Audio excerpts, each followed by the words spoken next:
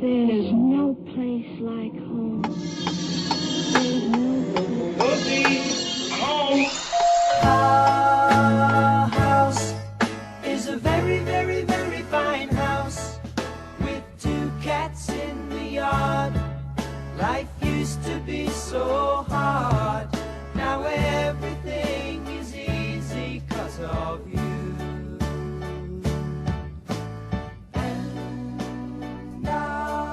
Hey there, this is Home Wizards. Improve your home, improve your life. Cindy Dole with Eric Stromer. Hi, everybody. How are you? Good to see you and hear you. And what is this right here? You know what this is. This right here is my barbecue grate, and it is filthy. It's riddled with carbon black. It looks like it's got a half-life of about 1,000,000 years. And you feed your family that way. Boy, you said it. And I use a grill probably 3-4 times a week with the kids. So. Well, the kids aren't you having a big party tomorrow? Big party. This is an exciting time. We got the 13-year-old, the 7-year-old, the 5-year-old, and a bunch of kids and friends and parents, and it's barbecue time. It's barbecue season. This is the culmination in the world when barbecues kind of fire up universally around the world. Well, it's our last official brouhaha. It's our last big summer blast. That's exactly right. I mean, I think the grills were fired up last week just in anticipation. I agree, just to warm them up and get them going. But what people don't realize is that you actually have to cook meat or vegetables on these things, and they're really filthy at some point. You got to figure out how to clean them, don't you? Look at this thing. I mean, but who...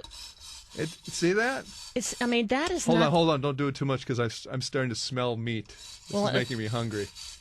Yeah, it's not one of your favorite to-dos, but it's one of those things that if you don't clean your grill, I guess not only are you not going to have a great grilling experience, but the life of your grill is not going to be that great. No, it really isn't. And pardon the pun, great. Yeah, and you know how you put the piece of meat on there and then you try and flip it and it sticks. It's like almost like rubber cement, and that's because the grill isn't clean. And there's a couple of great techniques that we can talk about to figure out how to get it in operating order for this great holiday we call Labor Day. I think people need to get pumped up, too, that we can make the cleaning of the grill simple, because I think it's one of those manana things. I mean, hey, how many times have you just closed the lid on the grill like you have dishes in the dishwasher, and it's like they're dirty and you forget about it and then you don't worry about cleaning it again? Wait, that's not what you're supposed to do? You have like a week's worth of dishes sitting in it? Couple, yeah.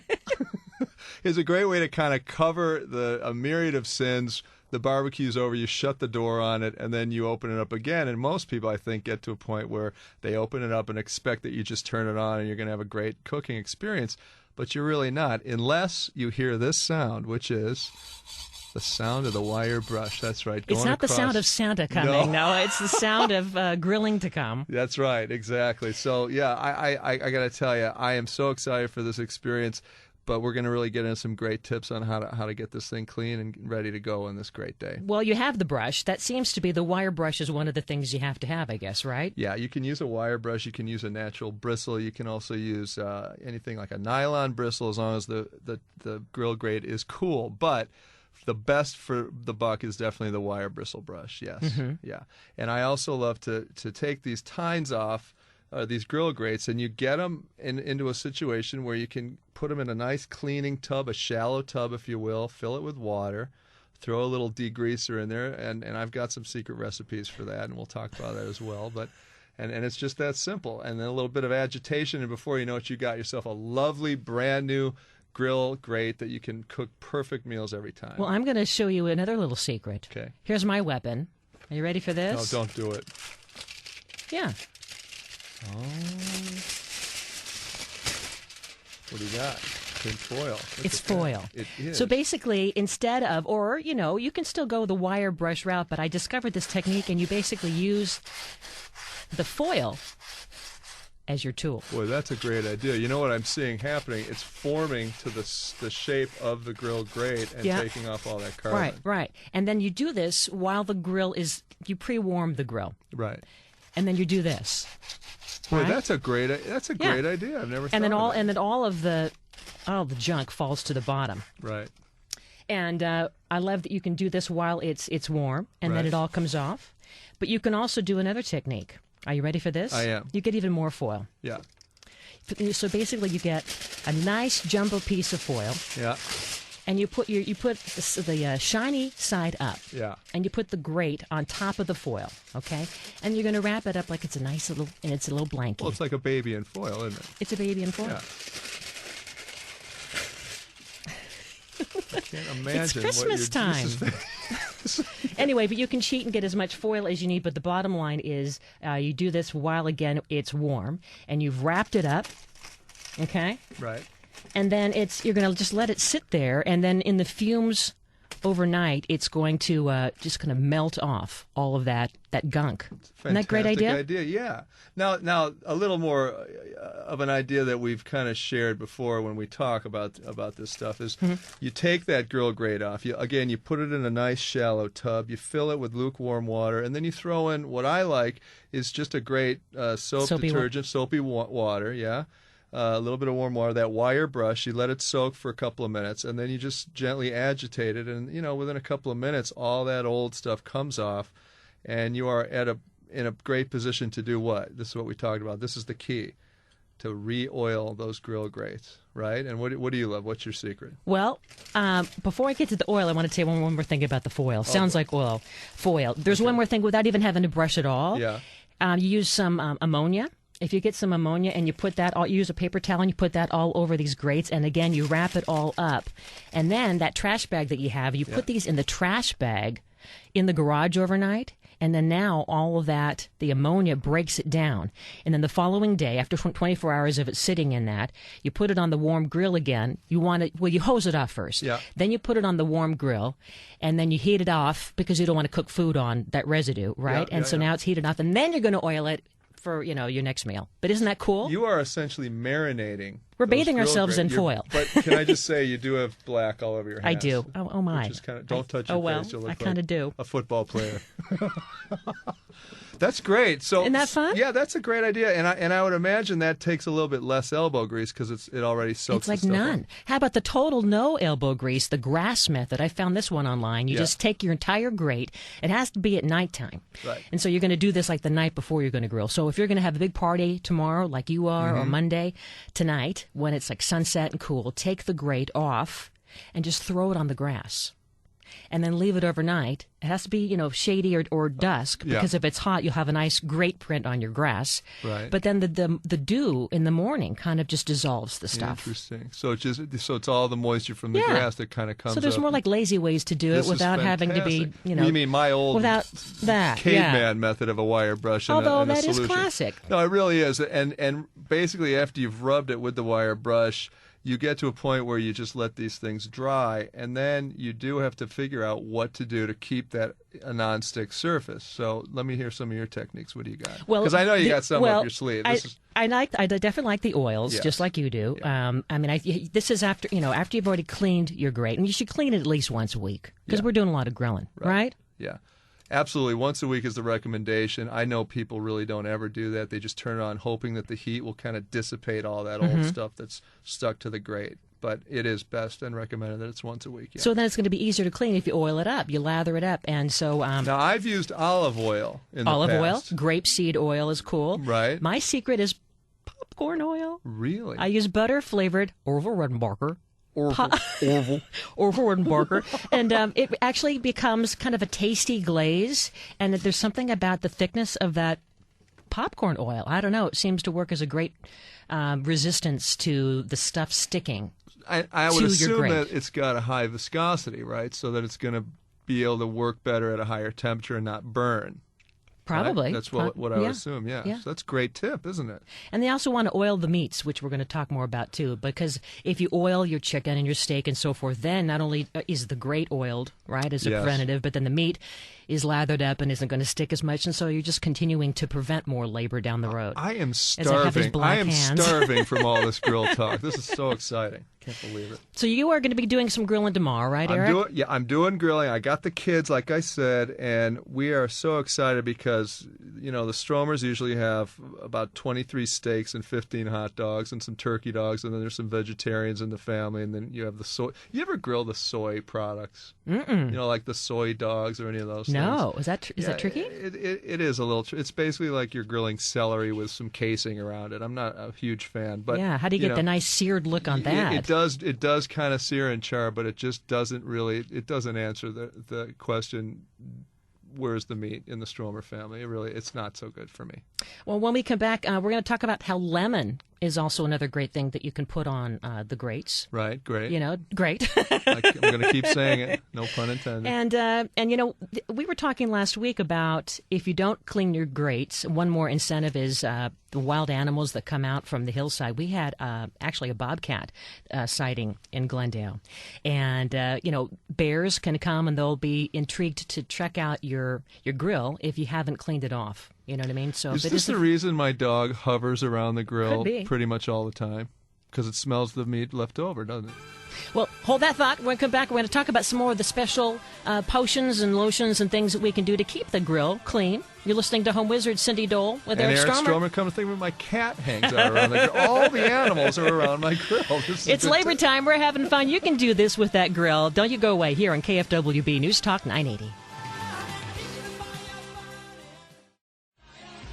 Well, you know, Eric, we were talking about cleaning with vodka around the house. It works it great worked with on glass. Your windows. Yeah, thank you for that tip, by the way. I was looking for ways to maybe clean the grill with vodka, and I don't think that would be a good idea. You can cook while consuming vodka.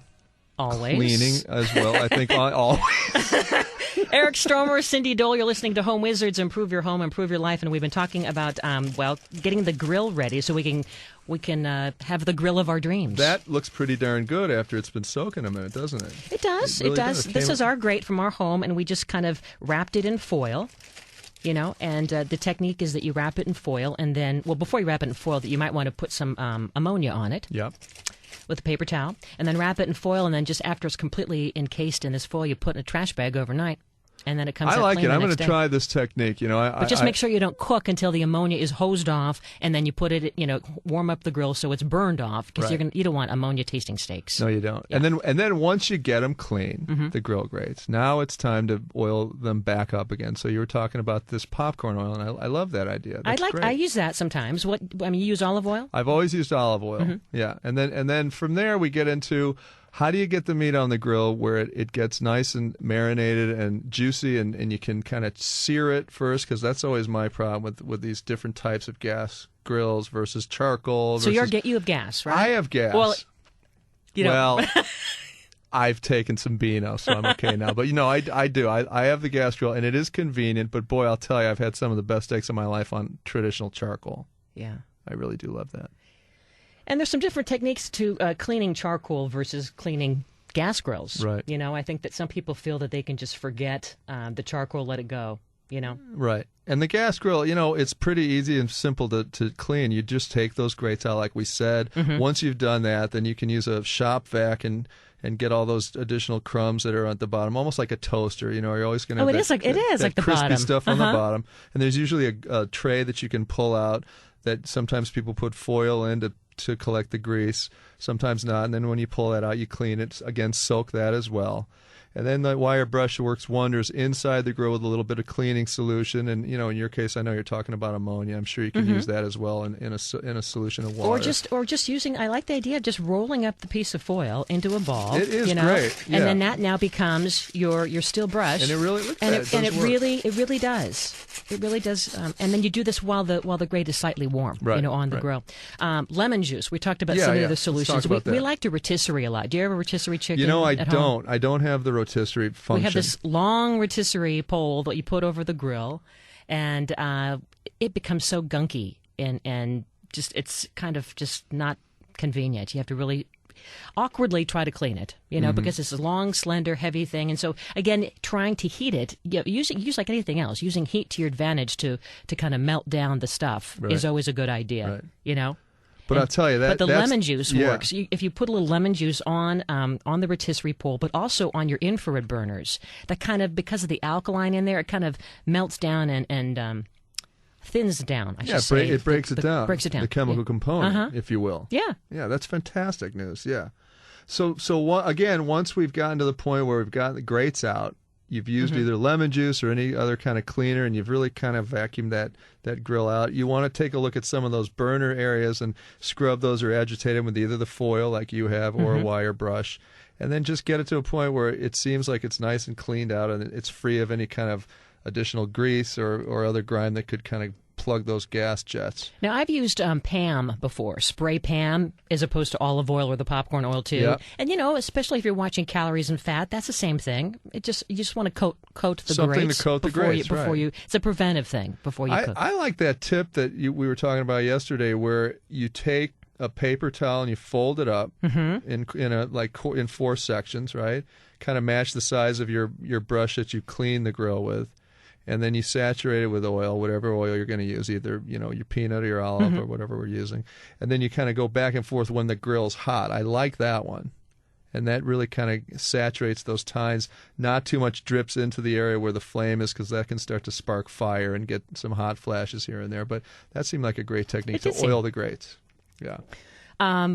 The lemon idea we talked about for the rotisserie and also for the infrared burner. But how about if you are using pots on your grill? Do you ever do a little wok thing? Sometimes I will do a little marinade on the side, and I'll melt butter, or I'll create a nice little glaze for the chicken or the beef that I'm making. Yeah. Are you? Well, sometimes you might get worried about staining the bottom of your pot or pan because it's on the grate. Right. Do you ever worry about that? I don't. I just am glad I have pots and pans. Okay. I'm going to go with that. Well, here's a tip. If you use bar soap, you Yeah. basically rub bar soap on the bottom of the wok or the pot or pan or whatever you're going to put then on your grill. Right. It becomes, again, kind of like this nice little extra layer of skin. So another protective to layer. To repel Wow. any damage, and then it'll just kind of rub off or rinse off when it comes time to cleaning it. Now, are you the kind of person that has a grilling apron? I have all these aprons, but I hardly ever wear them. I mean, we have the In-N-Out burger apron. We have different, I mean, I think it's a Christmas gift that you get. Right. Do you have aprons? Yeah, I don't have an apron, but I think about that for Father's Day for me coming up for you, because I could use one. I like it. And then the ones with the pockets that can hold all the things that you're going to drink while you're grilling. Cleaning the outside of the grill. Now, if you have a stainless steel grill, a lot of people worry, do you get those stainless steel cleaner products? Is that really worth it? Not so much. Don't know.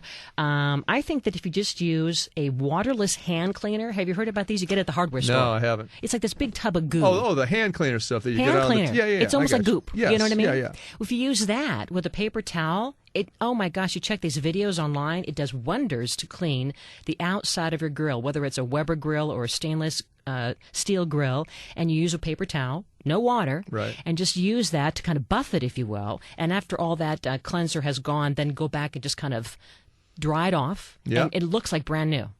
Yeah, that's interesting. Now, I've used like a Scotch-Brite pad, and as long as you go in the direction or the grain of the stainless, it really doesn't matter. But it agitates it enough, and also kind of keeps the fingerprints at bay a little bit. And again, I've used soapy solution, and then I'll spray it down with water. So I'm doing more of a rudimentary, old school way of doing it. But I do like these newfangled things you're coming up with. They're kind of giving me some new ideas. Fantastic. So the sautéing thing, I like to do a lot of sautéing on the grill, and that's why I'm going to try this bar soap method. I think that's kind of cool. So wait, do you sauté your vegetables in a pan on the side, or do you skewer them and then marinate them and put them? Do both. Yeah. Which way do you think turns out better? I don't know. I think I like it probably on the skewer. Probably is better overall. And a great tip when I've done the skewered vegetables or meat, I'll take those little wood spears that you get and I soak them in water, and that keeps them from burning. Those little bamboo sticks? Exactly. Because if you put them in dry, they start to torch on you, and sometimes they set on fire, and then you lose them. So soak them in water first before you skewer your vegetables or your meat. So you were talking about how you like charcoal grills and have the flavor, but I mean, in terms of cleaning it, I think that a lot of times people don't take advantage of dumping out the ashes. So you really are supposed to dump out the ashes every time. You sure are, yeah. Yeah, because if you don't, then you're not starting with a nice fresh grill, so that you get the natural firing of the charcoal briquettes or the woods that you're using. And it cuts down on all the extra smoke, and you know what I mean? Yeah, and that's what that grease does. It smokes everything up, and then you get fires within, and then what happens is the meat starts to burn because there's too much flame. Yeah, so I always recommend that you really clean that stuff out. But I got to tell you, I do love the traditional old school charcoal grill.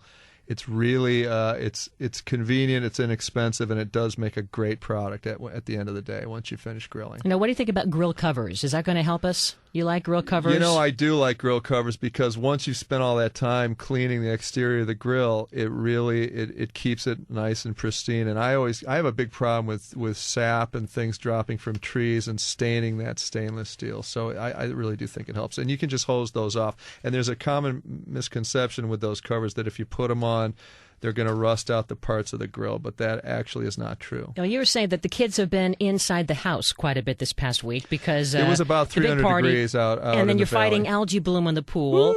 But the air conditioning's been working okay. The AC's working just great now, finally, because I did a couple of things, namely cleaning out the filter. There was all sorts of debris in that filter. I think there was cat hair. Oh my I gosh! think there was. Well, isn't it like a 1980s? I saw something to the effect of Farrah Fawcett. You saw the Farrah Fawcett poster. Perm hair, and the poster got sucked off the wall, and boy, we got in big trouble. Well, when we come back, we're going to talk with an air conditioning pro, because it has been so bloody hot and humid, on how to not only make sure that you're getting the most efficiency from your air conditioner, but how do you hire an AC guy to make sure you're getting the good deal, right? I know. I can't wait to talk to this gentleman. Mr. Fix-It-Man, Eric Stromer, Cindy Dole. This is Home Wizards. Improve your home, improve your life. We're back right after this.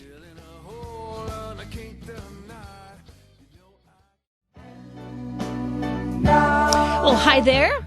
You're listening to Home Wizards, and I'm Cindy Dole. And I'm Eric Stromer. And we're here to help you improve your home, improve your life, and it's Labor Day weekend, and it's still kind of hot out there. It's still kind of hot, and it's still going on. And, you know, I had a party yesterday. What's going on? The whole party thing. I had a party yesterday. I've got one today. Wait, you're not bitter, though. I'm not bitter. I'm just exhausted. Okay. And so here's what I was thinking. I'm pressure washing my deck, you know, because I'm trying to get it ready for this party. And, you know, you realize this deck is beautiful. I spent probably the equivalent of about 300 hours doing it because I was, you know, trying to get it done in time for you know, after work, because I was a contractor for 20 years. And when I was finished with work, I'd have to come home and do this big deck project because I wanted to make sure that my wife would still honor me by being the guy that actually did stuff around the house. So I tried.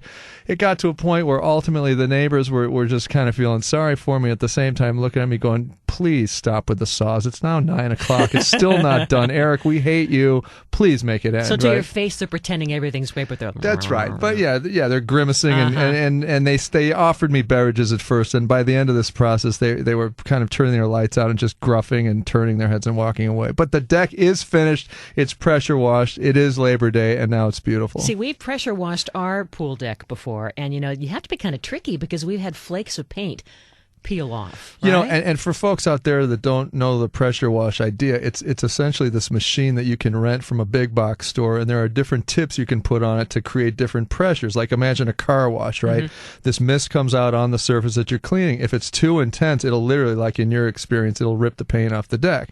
So you have to kind of decide which tip to use. So clearly you had one that was probably for removing paint, which you did. And it worked, but it was a little too much. Well, let's talk about what we can do to improve our deck. If not now, definitely in the very near future. Because, hey, here in Southern California, we're living outside. And I guess there's some things we have to think about before you even choose what kind of material, right? I mean, isn't it about how you use your deck or how you use your outdoors? The great news about being in California for all of us is that we can turn the outdoors into the inside. In other words, we can make the outside and the inside out, and decks are a great way to do that. And sometimes you don't have the imagination to understand that you can continue your house and get another couple 100 square feet with a great deck, right? Mm-hmm. So, for example, you have a window facing the backyard that's just a traditional window. You could blow that out and turn it into a nice sliding door and then have a deck come off of that, and pretty soon you've got an egress in and out of the house, and you've got a great place to party, and all of a sudden it's a beautiful scenario just like you see on TV. But wait, you got to build it first, so that's where you run into problems. But wait a minute. I mean, do you think the decks are a DIY thing? Because you were on that show Over Your Head. I mean, do you kind of get over your head doing your own deck? Yeah, you do. You know, it's an intense project to take on, but it's rudimentary in its origin if you just kind of learn some simple steps, and it's easy to do, but you have to allot the time, the money. I mean, let's talk about something like a 10 by 12 foot deck, for example. That's going to be about $500 to $1,000 in materials. So you definitely want to make sure that you have the money to do it, and the time is. You know, that doesn't sound too much. I mean, for us, the deck that we have, we're probably in need of doing some major stuff with the pylons because we have a hillside deck. Well, yeah, yours is a whole nother level. You live on a hillside, so each of those pylons, that's about $30,000 a piece. Thank you. guess what you get to be doing real soon. Oh, digging a trench and a hole in a cylinder, I imagine. I can't wait. Thank no, but you. that's the whole thing with permits, and getting the city engineer and yeah, all that. you really you do want to kind of understand the process. So first of all, you're going to want to find out, do I need a permit for this deck? Right? Is your yard big enough? Are you going to go into the neighbor's yard if you go too high? Are they going to, are you going to be looking over the fence going, Bob, Don, love the new Speedo. Can I have a couple legs? Can I have a You need to shave the legs, friend. But yeah, so you have to find out, do I need a permit? And before you get into this big extensive project and you've spent all this money, what if an inspector walked by and said, hey, that's wrong, you can't do that, we've got to tear it all down? You'd want to pull your hair out, wouldn't you? Well, yeah, and I think, too, then isn't it true that if you haven't gotten a permit, not only do you possibly have to tear it out, but then you wouldn't be able to get the value of it in a resale? Well, it wouldn't count. This is true on some levels. Now, let me clarify that. So, for example, when you get a permit, it's going to give you the ability to make new space usable in terms of square footage. For a deck, it's going to be more of a safety thing and an egress thing. Is it in the right place? Is it safe on a hillside? Is it too close to the fence? So, yeah, you are right about that. So definitely you want to do that. That's number one. And then number two, where am I going to put this thing? And how am I going to use it? And how am I going to use it? Do I like to have tranquility? Do I entertain? Do I want it right off my house? Do I want it freestanding? Is it going to be up 16, 18 inches? Do I want my garden nearby? I think. Wait a minute. Do I even want a deck? Well, and when you say deck, I mean, I guess it's kind of patio. It's patio deck. It could be. And let's run through the different materials and what are the different pros and cons. And before we do that, though, let's talk about if you're anything over 18 inches, you're going to have to trench out and dig posts and create cement tubes that have your support system. And in California, we don't have freeze thaw to contend with. So you only have to go about 18 inches deep. We're not going to be doing that on our own, are we? Well, you can. You can rent these auger bit drills that you can get from the home improvement store, and you're holding this huge machine that's like a huge drill that drills big holes in the ground. And it's a two-person job. That sounds kind of overwhelming. It's fun, though. And you burn a heck of a lot of calories. So not only are you making a great deck, but you're losing weight. Shaking and baking, right? You really are. It's like one of those old exercise machines that moves your hips for you, But yeah, you can rent these things. So you do want to do some extensive research and understand what your options are. There's nothing, Cindy, worse than digging a hole 16 inches deep with a shovel. You want to kill yourself. It's really hard. You're literally digging to China. That's exactly right. You feel like it's never going to end. No, it's never going to end. And there's rocks in there. Rocks and the whole bit. And then once the holes are dug, you have to put these sauna tubes in, which are these cylindrical pieces of cardboard that hold a form, and then you pour cement in that, and you're mixing maybe 1 or 2 90-pound bags per hole. So, by the end of one post, you want to just give up and quit the whole thing. Well, let's see if there's something a little simpler, because that sounds really way, way huge. That may be a little more of a over 3-4 month time on weekends. Give yourself a break. How about some things we could just do? The different materials that you would say are good to think about for a project that's within a week or two. Yeah, so a 10 by 12 foot deck, if it's on posts and piers, which are the preformed things that you buy at the hardware store, they're little cement piers, and then the deck builds on top of that. That could be done over a weekend with 3 or 4 friends. So 10 foot by 12 foot. That's about, again, $500 to $1,000. Some of the types of wood you would consider, definitely redwood is a great choice. It's a midway price point. It's beautiful. You can do it with or without stain. I personally like it raw. It ends up getting a little bit gray over time. If you put the stain on, it gets that really sort of rich red tone that doesn't. It looks almost artificial to me. Yeah. So I'd almost recommend not doing much because it's impervious to insects and wood rot and stuff like that. So that's a good choice. That's a bonus. Number 2, you have your cedar, which is also beautiful. Same kind of thing. It's a soft wood again, and it ages to that silvery. It gets that silver thing. Now listen. Check this out. When it comes to using any of these woods, especially cedar, if you have a fence made of cedar and you don't cover it, your sprinklers hit it, over time you're going to get a strange pattern where the water's hit the wood and where it hasn't. So that's why you may want to think about putting some kind of an oil over it or sealer or stain. So look into that. There's also these artificial materials too, like composites, like Trex, which is Trex composite. Is good looking. So it's not bad. It's a little more expensive, but the maintenance is virtually nothing. And some of the kits that they sell, it comes with the lighting already part of the package, so that as you're creating stairs. And I know you and lighting. Are you kidding Love me? the lighting. You get it to look like a bit of a show, and bam, you're Let's in. Put on a show. And then, and then some of these tropical woods like Ipe, Ipe was a wood that they used in Atlantic City originally for all the boardwalks. And recently they tried to do a replacement cost and they ended up just going with cement, which is a little sad. So that whole under the boardwalk is now under the concrete slab, so that...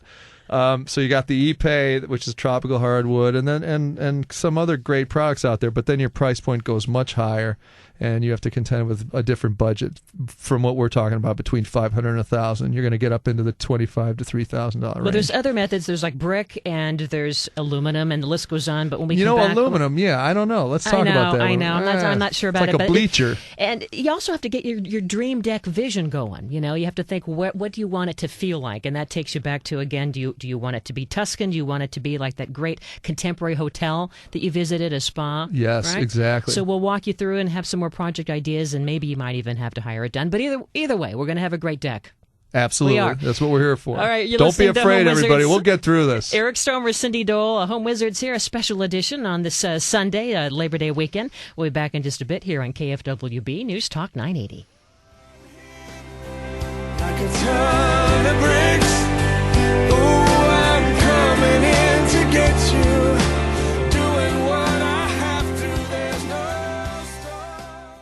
Rolling Stone. Wanna see my picture on the cover? Stone. Wanna buy 5 copies for my mother? I love the whole idea. I mean, it can be a stone deck, but remember we were at the Dwell event in Los Angeles a few weeks back? They had that prefabricated wood tile. Oh, the 2x2 panels. The interlocking tiles. And it looked like you can just kind of set it up like a puzzle on your existing patio.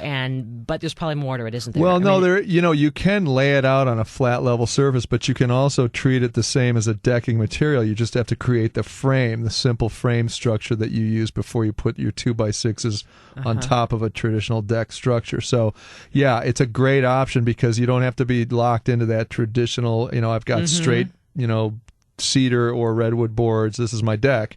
You can actually create a really beautiful modern design element that we saw at the Dwell event. That was even great. A mini little section where this is just for your seating area. Right. Just to kind of set that aside, whether it's on top of the grass. Could you put it on top of grass? You sure could, yeah. You'd want to have it set off just a little bit so that it's impervious to the moisture from the grass. But, yeah, it's pretty simple to do. I don't want everybody to be intimidated by trying to create a deck on their own. There are some really simple ways to do it, in a 10 by 12 deck, like we said, $500 to $1,000, and maybe 3 or 4 weekends if you're not going too fast, and then if you've got 4 buddies helping you, maybe a little bit faster. A lot of pizza. A lot of beer. That's right. You were saying aluminum, not so much, I guess. Doesn't it feel like a bleacher at a high school football game a little? I don't know. I mean, I think you want to do the human whoa. Yeah, we're doing the wave. Yeah, and it also feels to the foot. Unusual to me. I don't know. Not cozy. I think it's beautiful from the design standpoint of a modern application, but I don't know if that's cozy to me. That's what I love about wood. It's good for a drive-by. You don't want to I think so. Hey, that looks great. Looks like people have a deck. Well, that's great for that. And speaking of drive-bys, I think that's a great way to kind of figure out what is the look that you want when you start taking pictures of other people's backyards with their permission. Yes. I believe stalking people, that's called stalking. And night vision goggles makes it a whole another level. Yeah. But, take a lot of pictures. We all have cameras in our phones these days. I mean, that's a great way to kind of create your own inspiration board. Sure is. And with this one backyard, I'll never forget it. It's in Pasadena, and it was on a tour of ponds in Pasadena recently, and the whole thing looks like Bali. And the reason why the homeowners went this way is they loved visiting Bali, and so they recreated that with these pink and purple parasols as their umbrellas for their patio furniture, and they had these huge, humongous bamboo trees and a trickling waterfall, and of course this great wooden deck that looked like teak, and then it just really kind of took you back to this place. So I think that's important too, to kind of get the vibe you want. Absolutely. That's a great idea.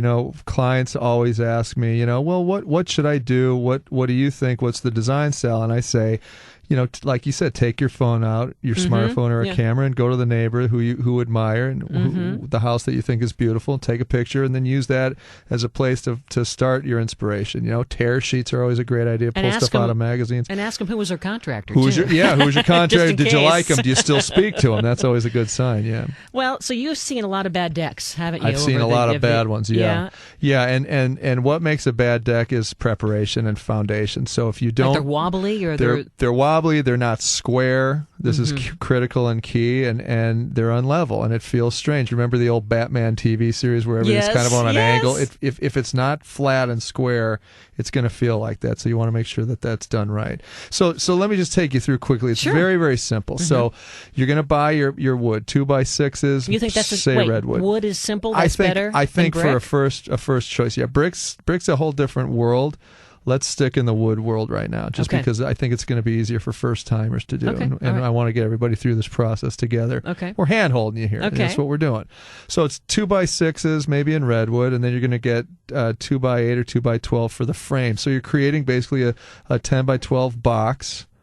You start with a thing called a ledger that bolts to the side of the house, right under the place where you're going to go in and out of the house, and that goes right into the foundation of the house. And then you have a girder that's exactly opposite of that, parallel to it, 10 feet out. And then you put sides on that box, right?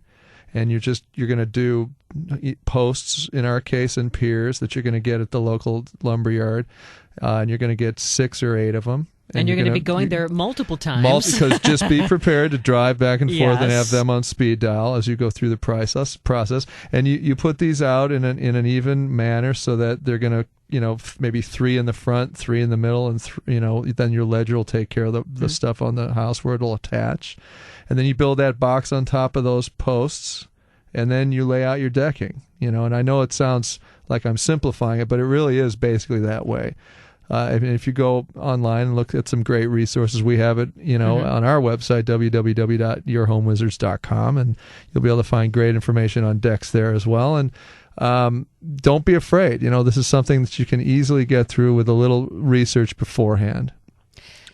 Beer and pizza and $500. If we have grass, because a lot of folks, who have lawn, ourselves included, I mean, we're all trying to think about, you want to have a little bit maybe because it does not feel good on your feet, but gosh, it sure uses a lot of water, and gosh, it sure has a lot of weeds, and how do I make sure that it looks attractive and also is drought tolerant? And I think that hardscapes is a great way to go. It's a great solution. Get rid of maybe a third of the grass. Yes. Could you put in flagstone? Would that be a good solution? Yes, that's a great solution. Absolutely. You can easily just cut out the grass area where the sod is, remove it, make sure that your sprinkler heads are not where you're going to put your flagstone. Same goes with a deck. I mean, what about using gravel? I mean, you can use gravel too, like DG or something. But yes. I'm not crazy about DG if you have hardwood floors, because you track it into the house on your shoes inadvertently, and then you always scratches. Yes, it does. It's beautiful. And the dog. It's beautiful in a English country garden back in the 1700s and stuff, but when you walk into the hardwood floor, it kind of gets a little bit of a problem.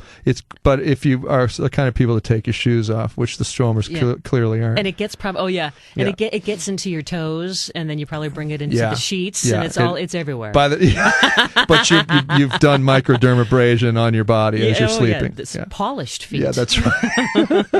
But no, flagstone's a great option. You do a sand bed generally. You level the sand out with a 2x4 and get it nice and flat, and then you just place your flagstone where you want it, close together or farther apart if you want that look of a larger grout joint, and you can brush grout in the center of it or cement or whatever you want and hose it down, sweep it off, done. Let's talk about concrete decks. Yeah, because we have a concrete deck, and I love the look of the concrete, and it was painted when we moved in, so once it's already painted, you can't very well do like that staining, that cool thing that they have a lot of these kits out there for now that give it that look of stone. Right. You know what I mean? Yeah, I do. The only problem with that is there's a bit of a learning curve with the acid washing, because you have to etch the cement so it'll suck into the cement and hold. So as long as you're not near grass and you hose it off, and there's that's bad. That kills things. Yeah. But it's a beautiful look, and again, with some information, it's a great way to go. It's not that difficult to do. On a pool deck, you don't want to have that slip and slide effect, right? And so what we did was we added sand to the paint. Oh, that's nice. And also you want to choose a paint color that's going to be light enough, because the people that had the house before us, it was a dark color, and you could, I mean, even our dogs. Sure. Yeah. I mean, you can't even walk don't you? across I the hate deck. that. Their poor paws were burning up, because it's amazing how that darker color just sucks in the heat when it's outside around Right. the pool. It's you like know? a Tony Robbins seminar walking over hot coals, isn't it? It's a religious experience of some kind. But have you ever added a little bit of sand? Like Yes. a The couple cups of sand? non-slip. It's Yes. great. Yeah. And it gives it kind of a neat textured look. That's I mean, it's very much exactly old right. school, but you could do that to kind of quickly upgrade your deck. That's right. And you know, the applications when it comes to cement colorants, just as long as you wear chemical resistant gloves, respirator, and some goggles to protect your eyes, you're fine. You can experiment. It does etch. You got to make sure it doesn't touch metal, because that could become an issue. And always have water handy, and read the directions, and just get familiar with the concept of it before attempting it. But yeah, it's something that you can do. I just want everybody to not be afraid and try these things in little areas, test areas first, 2x2 foot areas, to make sure that you're doing it right. Walk away for a couple of minutes, get a sandwich, come back. But so make sure that we are budgeting enough time, because that's the other thing, is you get all pumped up and confident to do it, and then it's like anything else. You're so enthusiastic, and you go in with both feet first, and then if you don't have enough time allotted, and then, oh my gosh, it becomes manana, and now all of a sudden you're beating yourself up because you didn't finish it. And then you get full of shame and guilt and fear, and then you shut down, and then 8 months later and then it's your still not done. spouse is saying, maybe we should hire someone that can do it right. That's right. And then when they say that, you go, oh, Ow. I've been crushed. No, Yeah. people don't ever say that to you, though. No. Well, my wife has said it on occasion. Then I do some micromanaging, and the guy is driven away. When you came into the studio, you saw a lot of these signs, these garage sale signs, didn't you? Well, yeah, 3 of them actually. And I think that it's the time of year to do it. But your neighbor was doing what? Oh my goodness! When I was living in Woodland Hills, and I had a neighbor who He's an ex-neighbor. He's an ex-neighbor. We Yeah. moved, and he was a guy. Actually, we moved because of this. He would do garage sales, but he would go to garage sales and collect a tremendous amount of information and resources, and buy stuff, and then bring it back to his house and resell it. Oh, tacky. Hold that thought. Anyway, we're going to come back. Eric Stromer, Cindy Dole. You're listening to Home Wizards. We're going to help you set the stage for a spectacular garage sale. We're back in a bit here on KFWB News Talk 980. Pretty girls coming down to Dublin, trying to find one who's gonna give it true loving.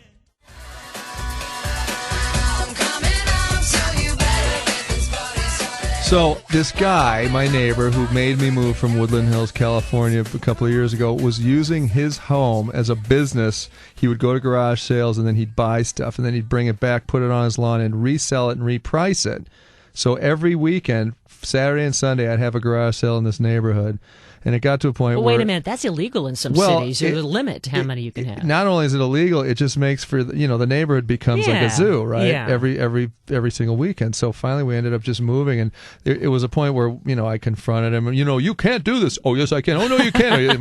my kid's like, Dad, stop, Dad. It turned into that deal. So we just moved. Whoops.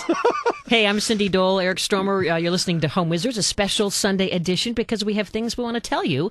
And we thought, hey, let's talk about yard sales, because it's that time. Well, it's always that time. Yeah.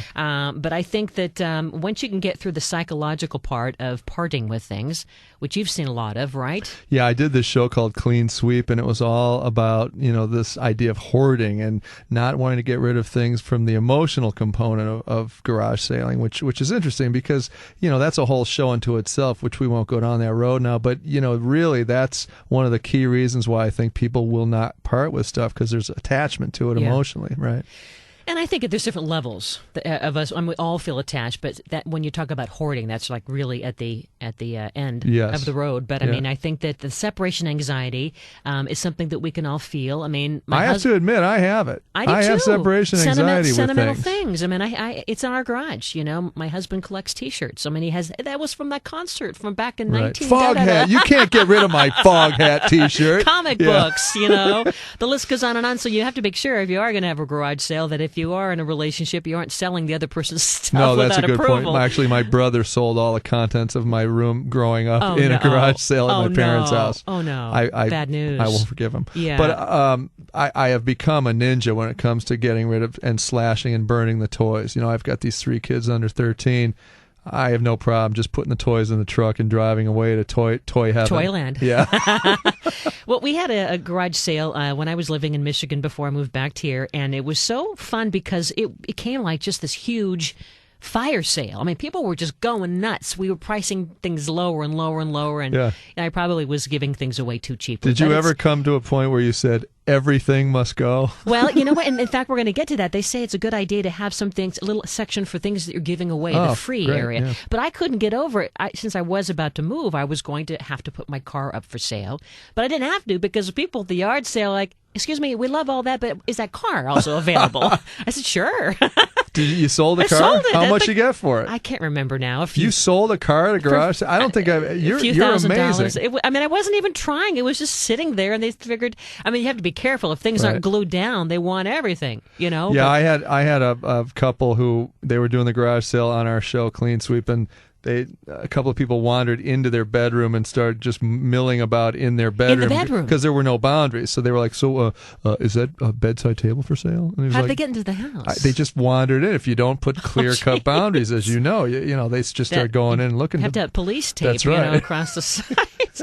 Well, so once you do kind of figure out that you're gonna do this, and why not? I mean, tomorrow's Monday. I Yeah. think that you could still have a Labor Day garage sale if you got your act together pretty quickly today. Yeah. What are your techniques? Like, what's the way that you find works the best when advertising? Well, for example, before you can advertise, you first have to figure out what are you going to sell, and Yeah. that comes with the downsizing. See, I now don't that think you're- most people do that. I think they just throw junk on a No, lawn. This is no, a no, good no. tip. You have Let to me hear figure this. out what do you have in your house that really is worthy of selling and really is more worthy than a garage sale. I mean, you don't want to give away something that has sentimental value and maybe huge price tag value. I mean, you might want to make some money on eBay on that, you know. Oh, so you have right. to assess. So yard not sales- precious Exactly, art or not things like that. No, but first ask yourself, as you're walking through the house, going drawer by drawer, room by room, putting things in boxes, just say, do I really need this thing? Have I used it in the past year? Does it add value to my life?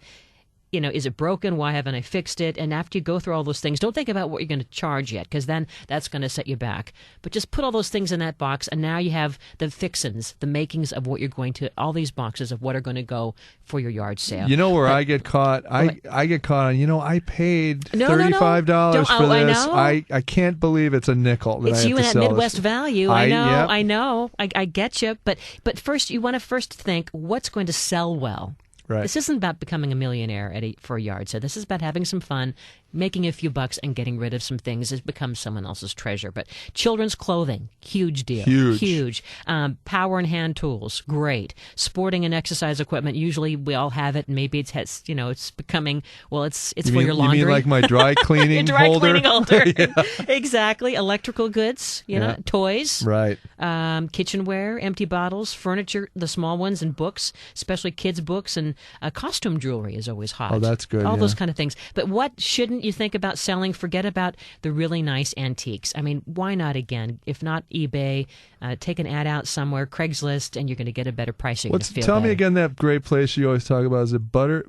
Oh, Bunhams and Bunhams, Butterfields. yes. That's where you can That's go. for the valuable stuff. And that's where you can go once a month, and you can take 5 things, and they will appraise it. And that's when you first will see, I better not put that up for sale in my yard sale. Right. This is worth $5,000 or Yeah, or yeah. more. So Then you get the Antiques Home Roadshow also forget deal. about don't sell your underwear. I mean, I know it's Wait. Eric Stromer underwear, Wait, but no, we really? don't want. Sorry. It's where I've bought all mine in the past. I think I bought your underwear once at a garage You're right. sale. And with the days of the week on them. Yeah. And you also don't think about selling, really great quality clothing. If you have really great suits, designer things, think consignment stores. That's going to be a better option. Yeah. Okay? So, So- I've actually taken jeans to one of those jeans selling places Oh, and really? made a couple of bucks on them. Yeah. And they they'll were- buy they them were pretty if they're, old- if they're not bad good jeans. brands. Yeah. Like what kind of brand? Bugle Boy. Thank Okay. You remember those I from the remember 70s? Bugle Boy. Yeah. Sure, that works. Thanks. Well, so now you have the mindset. You have all your piles of boxes of the unwanted things. You've gone through it, okay? So now you have to kind of think like the consumer, Yeah. right? You Well, have to yeah, think, it's a display scenario, kind of, isn't it? it is. And you have to kind of tap into, their vibe, because you're going to have all different kinds of shoppers. You're going to have those really hardcore yard sale shoppers Yeah. that come 2 hours before it's supposed to begin. Yeah. And then you're going to have moms with kids, and you want to kind of keep them engaged, and you're going to have all different age groups and different attitudes, and you might even have some people that try to steal things. That happened to us. Is that right? A couple yard sales. It was actually at my dad's house, and we were selling all different kinds of odds and ends, and we had some trinkety jewelry, nothing too valuable. But you have to watch out, because sometimes people will come in teams, and you'll be distracted, and then the other person will go and swoop in. So and, you need and a take pair something. of eyes out there. You need security. A little well- bit. Your 7-year-old can. Yes. Dad, that guy's trying to steal the bowling ball. Yeah. Never thought of that. Can you believe that? People actually try and steal from a garage sale. It's kind of sad. It's terrible. Yeah, and I've even heard of people trying to steal the actual petty cash, Oh, from the money. so that- where do you put the money? What do you you want recommend? to wear it? You do? You don't want to Okay. have a cash box. Yeah. So you mentioned marketing. So Yeah. think about how can you really make your yard sales sound great, sound fun, sound sexy. You mean in the poster? Yeah, Or, well, or in anything. the ad? I'm thinking the all nude yard sale. Oh my! Yes. But you wouldn't really do it. It's all about No. the hype. It's all about like you see on TV. It's just a hype coming up after the break, the all nude yard sale. But it's not really that. But it got your attention, right? You bet. I'd be And there in a heartbeat. A friend of mine did that, and it was kind of a cute little tongue-in-cheek way of attracting attention. But think also just like a grocery store or like a department store, and how do they kind of get you enticed? Hey, it's going to be a 2-for-1 yard sale. Hey, So- you might so- even have a free area. Yeah, and you're liking, like things together. For example, socks or clothes here in this section. Then you got exercise here and your tools here. You don't want to disperse everything. You want Right, to keep it right. just like a fine store would do. Yeah. I mean, you basically completely want So to you're use... basically the Nordstroms of garage sales. You want to be the Nordstroms or any kind, But the key is to have it as a success by making it something that's going to be entertaining and it's going to attract people. So you want to get the great big sign. Now, some cities don't allow yard sale signs like directly on front yards, and you've seen people, they kind of get creative. The signs on someone's truck. Oh, And the truck is parked right in front of the house. yeah, that's right. Or the guys that do And there's an arrow. The guys in the chicken suit with the Oh, crazy arrow hold it, yeah. sign. Yeah. Talented people. Talented. Kind of But sad. any way to kind of no, it's just hot. No, but any way to get attention and get you to the neighborhood is the way to do it. Yeah, So do you go to Craigslist? Where do you go? Hang on a second. Before you even do all that, too, I would say become a consumer. Go to other people's yard sales. It's like anything. Snoop. And see what signs caught your attention, and then once you like the signs, figure out, okay, I'm gonna copy that sign, and then go to their actual property and their sale, and just see how they have it laid out, see what they've done that's kind of creative and different, what's worked, what hasn't, and then you can kind of learn from other people, in your own neighborhood. And go, I would never do that. This is called market research. Kind of, yeah. What happens then when you're in a neighborhood and there's a garage sale right across the street, like in my case? You just say mine's better than yours.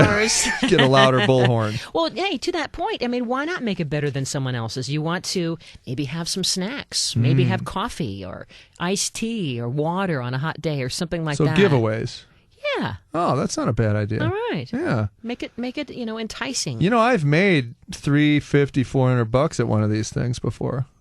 Really? Yeah, I really have. When's the last time you had a yard sale? I did one about 4 years ago, and I think we made it was before we moved. We probably made about $400. I think that if you are going to move, that's one of the reasons to have a yard sale. Right. But we're going to get into, when we come back, how you price things. That's one of the toughest things to do. That's the and one my that kills me. My husband says I give it away, and there's two sides to the story. I mean, it is about having fun, and people want bargains. They don't want it. It's got to be 25 cents, $1, $2. I mean, you don't want it to be like $50. Yeah, You know what that's I mean? right. It's got to be competitively priced. Very competitive. Yeah. I mean, did you overprice anything like that? I couldn't believe no one bought my cassette driven answering machine from the 80s for $25. Whoops, I was whoops. so angry about Oh, well. this. You're listening to Home Wizards. Cindy Dole with Eric Stromer. We have some more tips for you on how to have some fun with your own yard sale. More on that after this on KFWB News Talk 980. Don't talk back. So the thing that I bought at the last garage sale were a pair of these padded nunchucks. You know those Bruce Lee kind of weapon things. Why do you need nunchucks? Well, I thought it was a good idea, but then I brought them home. And of course, Wyatt was beating the you-know-what out of Dusty with them, and so then they went right into the garbage. So they were like a 90-cent purchase, and that was kind of the last thing. Whoops. Whoops. Can't do weapons in the house with No. these kids now. Nunchucks. Nunchucks, love them. Okay.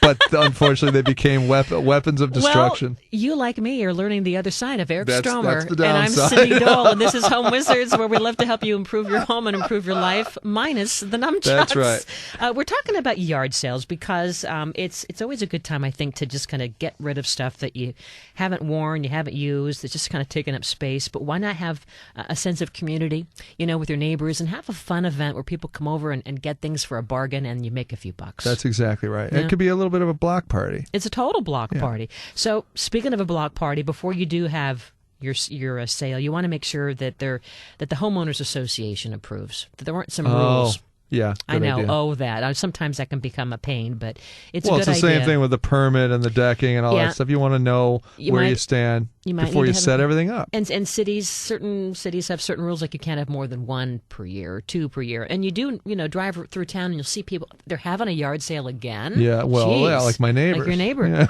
So after you have figured out that you really are going to do this, it's all about strategery and having that kind of marketing 101 behind you in terms of the layout of your yard sale. Right. And it really should be more yard than in the garage. I don't think people want to get into the dingy garage unless it's a really great amped up, redecorated, nice-looking garage. People want to feel like it's open. And by the way, have some music for your yard sale. Sure. Because people are a little nervous. They're walking into a stranger's zone. Right. Right? But also a little bit of distance, I would imagine, from the interior of your house. Oh, you don't want yes. people coming to case your house. No. We'll set the boundaries and so forth. But I mean, you still want it to be friendly, that they Yeah. can come on in. Maybe they're welcomed by, a little lemonade stand or iced tea or green tea. Yeah. Well, it's antioxidant rich, isn't it? It does great things for the metabolism. So why not? Because now they're hungry. Might I say your skins never look better? Because of the green tea. I know. I'm just trying green tea. I don't know. That I guess is another story. Yeah.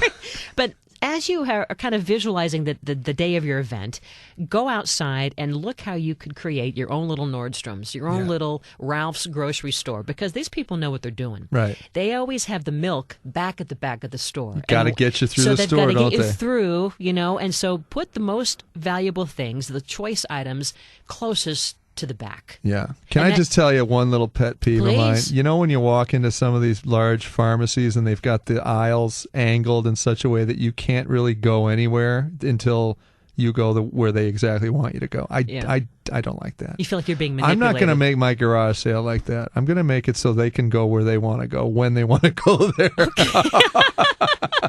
And you're going to make friends. Friends are along the way. That's right. Well, I think that if you do create some sections and have it by theme, Yeah. that also is going to work, because then people can visualize the stuff. So all the kids' clothes in like a little kid area, Mm-hmm. and maybe even have some low height chairs so that mom, who's bringing a toddler with them, have a place to sit. You're right. You know what I mean? And they can interact with the toys, and then the kids' clothes are there. You know what else I saw at a garage sale that I thought was great? They ran power strip out so that people could test the electronics. Because I think oftentimes people don't trust that things are going to actually operate. So that You mean that's- like your answering machine? Oh, stop it! It should have gone for $25. It went for like a nickel, and they didn't even care.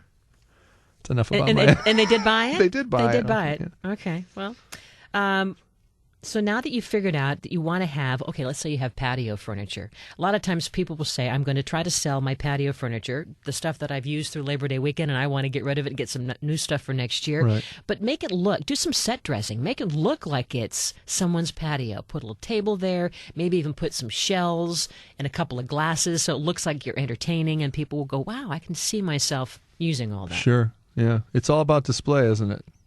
It is. Yeah, these are great tips. I mean, this is clearly not what I've done in my garage haven't? sales in the past, which No? is why I don't think I did as well as I could have, but these sound like great ideas. Now we know that tools sell very well. Oh, People they do. want to, I've purchased tools so try before. to think about a cool way to display tools. Right. And you may even want to have, you know how they have at the hardware stores, a piece of wood that you can try the drill out, make sure it actually goes through, a couple of drill bits and some 3-inch drywall screws. That's a great tip. I just made that one up. I think you just had a great Well, that's brainstorm. marketing. Marketing is showing up already.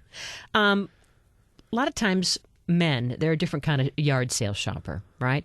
They're going to be looking, they're going to be browsing and shop with a different goal in mind. They just want to get in and out. I mean, well, I guess that's kind of how guys are, right? They're not really, they're just buyers. They're not really, No, they don't like you know, the browsing. shopping. So, like you say, make sure that you have the cord out there so they can test those power tools. Right. But maybe have some more guy things in that area. So they're going to go, oh my gosh, this feels like a little man cave. I'm in my element. Maybe have like a big, comfortable chair. A Barca-lounger, if you Yeah, will. maybe set up like a mini bar.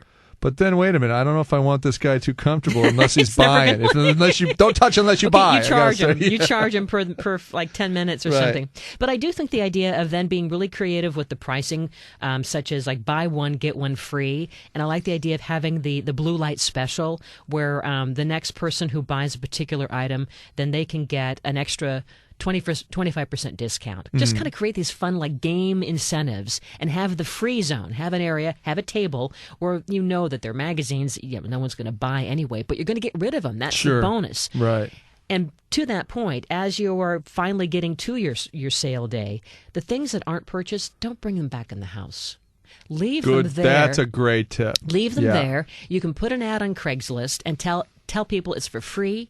It's worth it. Let them come and get it and take it done. Because Right. now you're going to set yourself back into the same problem, putting those things that weren't bought back into your house. And once you've committed to purging and finding out which thing you can live without, the worst possible thing you could do is bring it back because it'll live Yeah. in your garage Yeah. for another No, 20 no, years. No. Yeah. So pricing, you're gonna get these stickers. You have to put the prices on everything. But instead of writing out the number, 25 cents, $1.25, and usually 25 increments of 25 cents are best. Don't want to make a lot of change. Not $9.99. No, Go no. 25 cents, 50 cents, $1, that kind of Right. thing. Instead of writing the price on each item, I like the idea of using colored stickers, and then you've got a pricing chart to coordinate with the color. So red is 25 cents, blue Great. is $1, Yep. green is $10, and then they say, how much is this? You point them to the chart, and it saves you time. Just put the color That's dot. right. You don't have to walk over and read And your write own on it. writing. Yeah. Yep. Good. So that's a good one. Great tip. And again, I like the idea of having the music, advertising your sale, if not just, I guess, Craigslist or the Penny Saver. You know, can you do have to that. write in large font when you On the hang f- signs. On the physical side, On yes. yeah, you got to get them big so people can drive by, and also the fluorescent poster board Yes. seems to work really well with a black Sharpie. But it has to look clean and attractive. Right. Otherwise, if it was done like with crayon, that's No, not going to that's get no me good. to come to your sale. No. But for the pricing, in terms of thinking how much to charge for things, ask yourself this. Is it the first day of the sale? If it Okay. is, then maybe you can go a little higher. But you know that at the end of the day, you're going to maybe want to negotiate with people. It's all about the haggling. So Leave some- for example, a set of 25-pound dumbbells. What would you price a set of 25-pound well, dumbbells? you can go online and see what they're going for. I mean, some of this is like, oh my gosh, it's too much effort. Right. I would just say, I don't know, $10. Yeah. That I sounds don't know. about right. You want it? I mean, it probably feels like I'm giving it away, but I don't know. How much did you pay for it? Yeah, I think those are a little bit more than that. They're probably a so couple probably probably $20 bucks? probably a quarter of the original amount, right? So $5-10, something like that. I mean, it's about getting rid of it, Yeah. and being respectable, and making a little And then bit of maybe money. a little soft when the haggling I shows mean, up. well, I You're mean, like, if you okay, really, buy it. if you think those dumbbells are really worth it, then maybe put them on, eBay. You Yeah, know. yeah. Anyway. Yeah. Well, so we have to get to our yard sale shopping. I want to come to your yard sale because it sounds like a beautiful well, spot. It's a lot of fun, and I think that if you are confident about just getting rid of some stuff. Right. Take pictures of the stuff that you can't part with and just do it. And then once it's out there, don't bring it back in the house. And then you can do this, every so often, every 6 months, Hey, hope you had fun listening. Eric Stromer, fun as always. Always great. Thank you. Check out the website, yourhomewizards.com. We have all the shows posted up there. And the fun continues next Saturday from 2 to 4, as always, as we're going to have all kinds of good stuff to help you improve your home and improve your life. So have a great Labor Day weekend. And remember this, the key is under the mat. Bye-bye, everybody.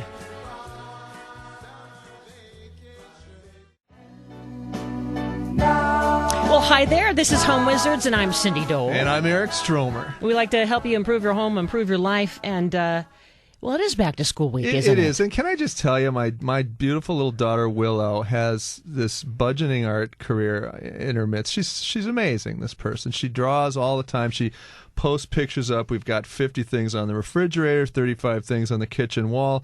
And it's getting to the point now where we can't function in this home because there's so much art that it's time to sort of weed through it and figure out how to deal with it. So, Thursday, I'm going through some of the stuff. I'm taking things down. I grabbed the pigeon picture that she did, which is fantastic, but it kind of looked half done. Now, she may be incomplete. listening, I know. Let's keep it down. So I pull down the pigeon thing, and I decide I'm going to throw it out. I put it in the garbage can. I'm just trying to weed things out. Right? She wasn't around. She wasn't around. And then she comes home after school. School just started a couple of days ago, and she sees the garbage and goes, "Oh my God, I'm devastated." She breaks down into tears, starts crying, pulls the thing out, goes to her mom, rats me out. Now I'm an art killer guy. And I realized, we got to do this a better way. There has to be a different way to do this, right? So I decided at that point, we got to honor the kids. We got to feature the art. They are fantastic and creative and talented. And how can we do this in a more efficient and effective way? Well, it's all about trying not to edit someone's clutter without their permission, right? That's exactly right, yeah. Because, that can happen no matter what your age group is. That happens with my husband. If I were to all of a sudden just decide for him that I'm throwing away his comic books, he wouldn't be too happy. No. And Willow wasn't happy because you basically unilaterally threw away her stuff. I squelch her artistic But, future. there's a lot of art out there. My dad saved everything. I think I still to this day, I have the swan that I made back. Did you ever make the paper mache? Are you talking about the black swan? Well, this is the happier swan. It's a white feathered swan. Okay, yeah. But it was a paper mache thing, and it was, I guess I was maybe, 7 years old or so, and they give you a balloon, and then you have this special glue, and you paper mache with newspaper. Oh, yeah. And you wet make whatever. you paper strips, right? Yes, you soak them in the solution. Yes. And then you make something. Right. And I decided for whatever reason to make this swan, and it was like a full-sized swan with feathers, and my dad saved it in the garage all those years, and now I still have it. Yeah, so, and so he was honoring you and trying to keep the collectibles. Sweet. It's very cute, sweet. But there's a point where I think it kind of takes over, and we're trying to figure out sort of ways to honor her again, like I said, but at the same time keep some order. So I came up with a couple of interesting ideas on that.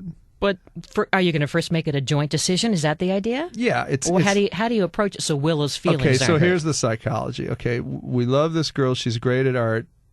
We want to encourage her to keep doing it, but we want to keep it orderly. So what do? We have her now included in the process. She's going to decide with us, and we'll go through each picture and say, can this go back in the storage area, or can we feature this one? And so then we rotate out these things. We keep it down to a minimum of 5 per wall.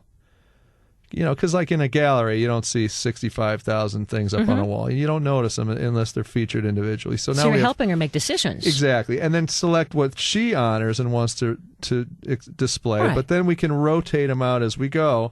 And she keeps drawing, we keep displaying, but we take the things down every week and we replace them with something else. So now she's invested in the process of kind of starting to learn this idea of maintaining and organizing her own creativity. So you got the pigeon art out of the trash. It was all kind of crumpled up. It was a very dark time. It was the night of the thrown out pigeon. And now garbage. it's the star. It's on the wall. It's on the wall. It's featured art. front and center. This is this week's display. We're going to now rotate it out next week. But here's the cool thing. Yeah. So now I've got this art tote, right? And it's almost like a rollaway suitcase. And it's one of our old suitcases, and we've donated it to Willow. So now all of our art materials go in this tote with the pictures. So there's almost a filing system, and all of her playthings are in there as well. So when we decide to rotate it out, she pulls it out. She brings the things out she wants to feature, takes the ones down she doesn't. We put it back in the closet. Good. End of story. It's done. And so it's really kind of like her little art supply store on wheels. Exactly. All her felt pens and pencils It's and things all in there. because those, That's cool. it's so difficult to maintain the order and organization in one area, right? Mm-hmm. And this brings us down to these whole universal areas where mom and dad can cook, and then the kids can do homework and do art as well. So how do we make a space like that? I like the idea of using mailing tubes. Ooh. That you can get like at some of these Office Depot, Staples kind of places. Right. And then you put, you roll up the art from Willow's year 1 or year 2. And then, so let's say they're no longer on the featured wall, but now they're in the tubes, and you can label the tubes and then have that in the years of progression. And, a great it's idea. tidier and more compact. Right. I don't know. Maybe that's agree. a way to. Yeah. It's almost like those architectural drawers that Yes. guys use, Yeah. and girls who are architects, and then you put those big pieces of design or For art maps in the, and yeah, things like exactly. that. They're Those beautiful. are great. If you have the ability to get some of those are amazing. But if you don't, I love the tube idea. Yeah. Yeah. What about an art desk with a filing system? Yeah, boy, there's nothing You suggest better. that? Yeah, I love that, because then, again, what we're finding, because, we've opened up our kitchen area, so we've got this nice space where we can cook and kids can do homework, and it feels like if everybody's sort of maintaining an eye on each other, we all have this agreement that this is the time we're making dinner and homework's getting done at the same time, right? So Right. how do you well, in theory. So how Good do you luck. keep a universal area sort of so that we've delegated these different we partition off these different areas for the purposes that we're talking about. So again, it's these stackable boxes, or even fishing tackle boxes, or anything that would utilize have compartments where you can put little art supplies in, at the same time take them off the table and turn it back into a dining area or a homework area. That seems to work really, really well. It's almost like portable containers that store all these art supplies. And then homework, always I want to have great lighting. So we've got a couple of great lights that sit right on our counter, and the kids get a chance to really be able to see what they're trying to learn. That's always helpful. The refrigerator always becomes, I think, the mural for all the children's art, right? I Is can't your remember. refrigerator loaded I with it? can't remember if it's stainless or white. It's just covered. I mean, in... it's kind of hard to maintain that great, fabulous kitchen design with all that, but you want to display maybe select ones, or what do you do? Yeah, in your again, house? it's rotating stuff out. So with Scotch tape, we fasten on the stainless steel refrigerator the featured art of that week, and again, it's rotated out. And if stuff stays longer, it stays longer, But it really is nice. And the kids do stuff at school, and they bring new things home constantly. So it turns into a really crafts-oriented house, and it's really sweet and beautiful. But again, there has to be a time when you can sort of sort through it and purge the things that are clutter and the things that are really featured. So that's my goal for this month, is to really do that and get that system down. I think that you need to get those little star stickers. Remember those star stickers in school? And then I think I need to get a gallery. That's what yeah. What do you do with a star sticker? Well, you could then, put it on Willow's art, the top 5 of the week, and they're getting a star. And so that's why they're featured on the wall that week, or the refrigerator. And then the others are stored away. Oh, that's kind of a great idea, too. Yeah. Anytime that everybody can be together in the same space, I think it's really nice to, keep everybody, honoring that time that's so important. I think as we get busier and busier in our lives and technology sort of starts to become the thing, you have a lot of people on laptop computers and PDAs, and they're all in a room together, but they're actually not involved. So this kind of feeling of having this universal space where everybody's always honored in that space, they're either doing homework or cooking or socializing. That's the whole point of these large open kitchens now, is to make it a family So you're space talking that's to each other, unified. you mean? Yes, you're communicating, And I like the Right. idea in terms of teaching, no matter what age member of your family, the whole idea of controlling clutter. And you know that from working on the show Clean Sweep. I mean, it's like whether you're a kid or you're an adult, you have to learn to kind of edit things in your world, right? And so you're Right. basically teaching Willow and all the kids in your family how to respect everyone's things. Right, and honor your And space. to not get rid of someone else's stuff without talking about it You first. mean like my brother when he threw away all of my belongings in a garage sale? No, did he do He that? did, yeah. That's a bad idea. What did he do? Well, I was off to college, and he just decided, I'm going to try and get a couple of bucks for Eric's crap that's that's taking up all. Not that you're bitter or anything. No. Well, We'll work through it. speaking of growing up, you grew up in Evanston, Illinois, That's and I right. know you had a great desk to Yes. study from, right? Yeah. It And was really clear. It was, and you could my focus. parents did a great job. They bought this sort of mid-century Danish furniture back in the early 70s. Well, hold that thought. We're going to take a break because I want to hear more Can't about wait. your desk, and I'm going to tell you about mine too because we're going to give you some more ideas, moms and dads, about making that childhood room not only creative and dreamy, but a great place to focus and just grow up in. Home Wizards, Cindy Dole and Eric Stromer here on KFWB News Talk 980. We're back after this. Tell my secrets too in my room.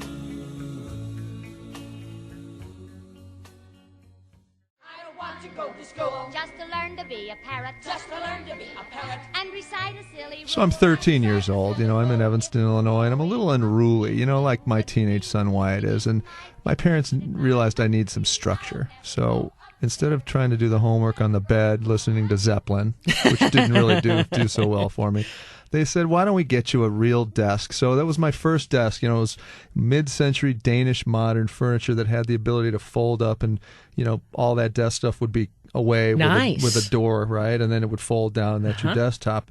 And it really did help. It got me. Sometimes it feels like your environment or the furnishings that you have can really influence your productivity. Totally. And It totally impacts your psychology. it really does, and it really sort of got me in a place where I realized I had my own space. I honored it. I knew that if I went there, after school, before dinner, I could get at least 2 algebra problems done before the Zeppelin came back on again. And you did okay in school. I did as a okay, result. yeah. And you saw some good concerts too. Yeah, It sounds I did. like you got the T-shirt to prove it. That's right. So consequently, I did the same thing for Wyatt, my 13-year-old. He was at a point now. He's at a point now where he's kind of in that same place. He's flailing a little bit, and he's kind of nutty. And we made a really cool desk system for him. Got his laptop set up, and a structured, organized area where he can put his art pens and his pencils, and he's actually getting the stuff done. He walks away from that family room we were talking about before because the other 2 young ones throw stuff at him while he's trying to do homework and distract him. And now he's in his own room and he's got his own space, and I can really tell a huge difference. It does well. I for can him. remember when I was in high school, same thing. I had a desk. It wasn't Danish modern, but it was still. I think it came. I had fancy highfalutin parents that had some design. They style. sure did. Yeah. Mine, I think, must have come from Fedco. I mean, it was basic black and white. But what I loved is it had the file cabinets, so I could put things in. And that's when I started getting into my file fetish. And I had color coding systems, and it really gave me, just like you, a sense to kind of clear the decks, put the stuff you're not working on away, and then also have a place for your notebooks and, of course, your peachy folders. Well, and David Cassidy photos. I think maybe a little bit of him might have been there. But, Hey, but you did develop your own style and sense of organization, and you can from do that, better in didn't you? school. You can think Yeah. better and have that sense of this is your space, Right. So, I mean, it's important, moms and dads, to not only have that, because as we're all thinking about homework and wanting kids to, how are your kids transitioning from summer sleeping now to homework sleeping? Well, we were staying up till 10:30, 11, sometimes 12 at night, having a great summertime, and now it's up at 6:30, and they're kind of zombies the first week. But By the way, this is Eric Stromer, and I'm Cindy Dole. We're having so much fun here. This is Home Wizards, where we like to help you improve your home and improve your life. But your kids all have really creative rooms, so it isn't just about helping them so that they can perform well in school, but to give them a sense of identity. True? Absolutely. I love to have them honor their own space because I think you take care of it more and you want to keep it neat and clean because you designed it. And Wyatt now, he's into the Brazilian. Yeah, he does the capoeira, which is Brazilian martial arts, so he had me paint this Brazilian flag on his wall. And then, of course, his brother Dusty got really jealous, and I decided that he was more of a stripe guy. So we did an amazing racing stripe that looks like a lightning bolt going Kind of through comic his room. stripish in a way? Yeah, exactly. Comic It almost looks hero? like pop art, and it's amazing what you can do with blue masking tape. If you guys are ever going to do striping on a wall, the blue tape, the painter's tape, it sticks on the paint that you already have, and you can make any kind of striping that way and then peel it off. It doesn't take the old paint off.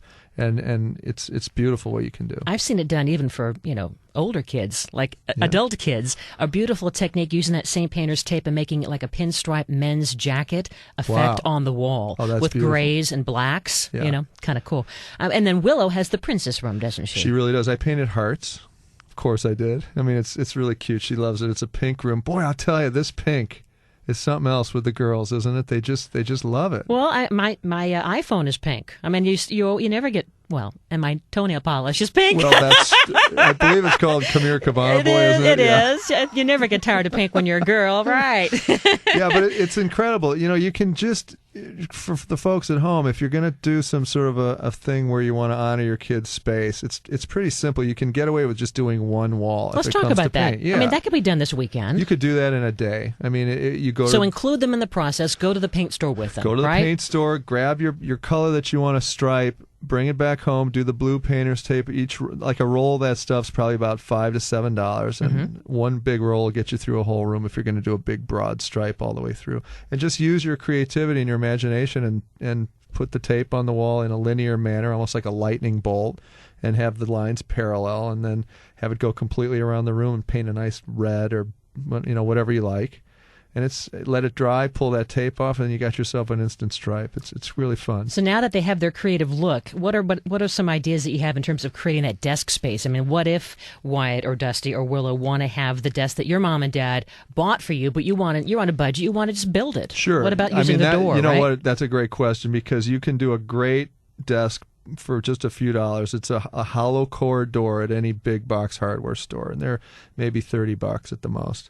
And then 2 filing cabinets. You may already have them or not. If you buy them, they're really inexpensive as well. And just literally put the door on top of the filing cabinets, and you've got yourself a really nice, huge workspace that has organization underneath. And there's nothing like getting shelving up over desks, because the main thing that you want to do when it comes to organization is to get everything off the top of that desk so it doesn't feel like everything's buried and all of a sudden you're out of control. So shelving above, or even just one shelf, will do the trick. And it's very simple to put shelving in. Again, some L brackets that you can get at the hardware store. Those go into your studs, or you use drywall anchors. You just insert those into the wall, put the right angles up, and then put a piece of wood on top. And they already sell pre-existing shelving at these stores. Yeah. A couple of bucks later, you got yourself an instant solution. So many cool things. All right, Yeah. well, we're going to transition when we take this quick break to the garden, because September, as we're not only going back to school, we're also heading to the garden. It's a time to plant trees, and there's some great tree sales. Have you thought about planting a tree? I've actually really wanted to do that, because There's I want to have a tree per kid. I think that's a really It's a nice great idea, or a isn't tree it? for couples. And Yeah. when we come back, we're going to give you some ideas of the tree essentials, and maybe if you want to save water, some of the best trees to pick. So we can do this. You're listening to Home Wizards. Eric Stromer, Cindy Dole. We're back after this here on KFWB News Talk 980.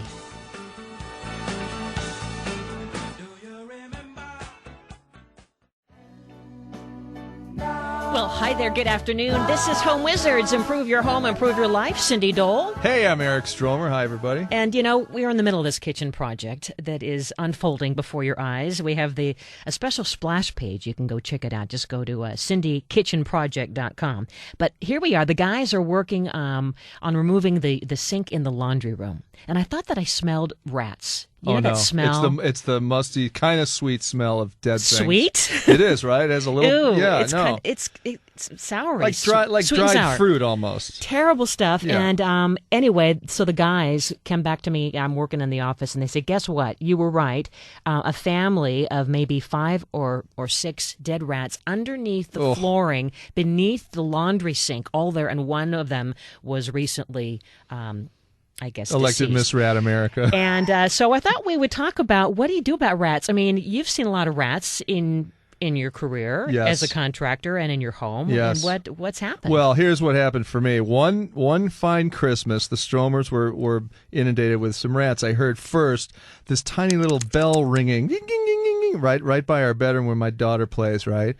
And I go out there and I see the tail, and then the thing scurries away, and the rat is in Willow's playhouse and is taunting the whole family by ringing this bell somehow by scurrying around in there. So the whole Stromer family are in our bed, all 5 of us with the sheet over our head going, "Ah!" like that, right? Pretty scary. so And finally, Christmas. Christmas, ruin our Christmas. So finally I get my nerve up. I go out there and I chase it away. And then the next day we call the rat guy. He comes, he puts some traps down. Then guess what happens? What? The rats didn't hit any of his traps. You know what the rats did? What they do? I put one trap myself. I armed one trap, put it in front of the refrigerator. Bang, we heard the thing go off. I caught 3 little baby rats. Oh. And when the guy came to take the trap away the next day, he was actually kind of jealous. He said, I've heard of 2 in 1. I've never seen 3 in 1. He had And then rat envy. He had rat envy. Jeez. Well, we thought that we'd get smart about rats. Is it possible to ever really get rid of these things? Dennis Beltran has been doing this for more than 27 years. Dennis, thanks for being here. Thank you for having me. Is it possible to ever get rid of rats forever, or it's just a maintenance thing? You just have to try to keep them at bay. It's going to be a maintenance thing. Rats have been here forever, and their adaptability. You kind of smile when you say that. Well, that's because it's paying for his kid's school. It pays for my bills. But anyway, their adaptability is what keeps them around. They're able to adapt so well to any environment and any condition. And they have a memory too. Oh, don't they have kinesthetics. They're physical memories that they have on their body that allows them to remember how to get back into openings, holes, traveling pathways, food sources. So that's why when my husband puts out the old-fashioned snap trap, and we try peanut butter and cheese and whatever, they get the food, but they aren't killed. They aren't caught. No, they're having appetizers, as it turns out. Well, if the food isn't anchored correctly on the trap, then that always brings problems. They can lick off peanut butter and not set the trap off. Cheese really is a myth. I think that shows up in cartoons Yes. and animation. It does. Cheese doesn't work, does it? No, it doesn't. What is the single number one most important bait for us to consider here? Well, again, you have to look for evidence of what it's eating. Oh, That's what you have to look for. If it's in your house, it's obviously has a food source there, and if there's a food source there, then you have to search for you got to be an inspector and search for the food source. so you're looking for, as a detective, sort of like rat droppings. You see that they're there. Yes. What are they dragging into that area? Mm-hmm. Or what, for example, like a fruit tree or... Fruit trees are common. Dog food, cat food. Sometimes they'll get into pantries and eat crackers, cereal. I mean, their adaptabilities. They eat anything. And I've heard that they have to constantly be working their teeth to survive. Yes, because their teeth are constantly growing, so their incisors. So that's the only way. Otherwise, they would die. That's why they have the gnaw. They gnaw. And in our kitchen project, we can see holes in the bottom, wood slab where basically these rats have been breaking through the most vulnerable part of the wood. And I guess that you see that a lot too, don't you? Yes, we do. So what you're saying is that there was a rat that Christmas in the Stromer home that was probably gnawing on one of my daughter's Barbie legs. Ew. Probably. This is not good. I have to wash the Barbie legs. Well, it's now, not don't I? sanitary, Well, no. They urinate everywhere, and sometimes a lot of people, you can put a black light and that'll illuminate the urine. But the problem is a lot of household products also it'll has that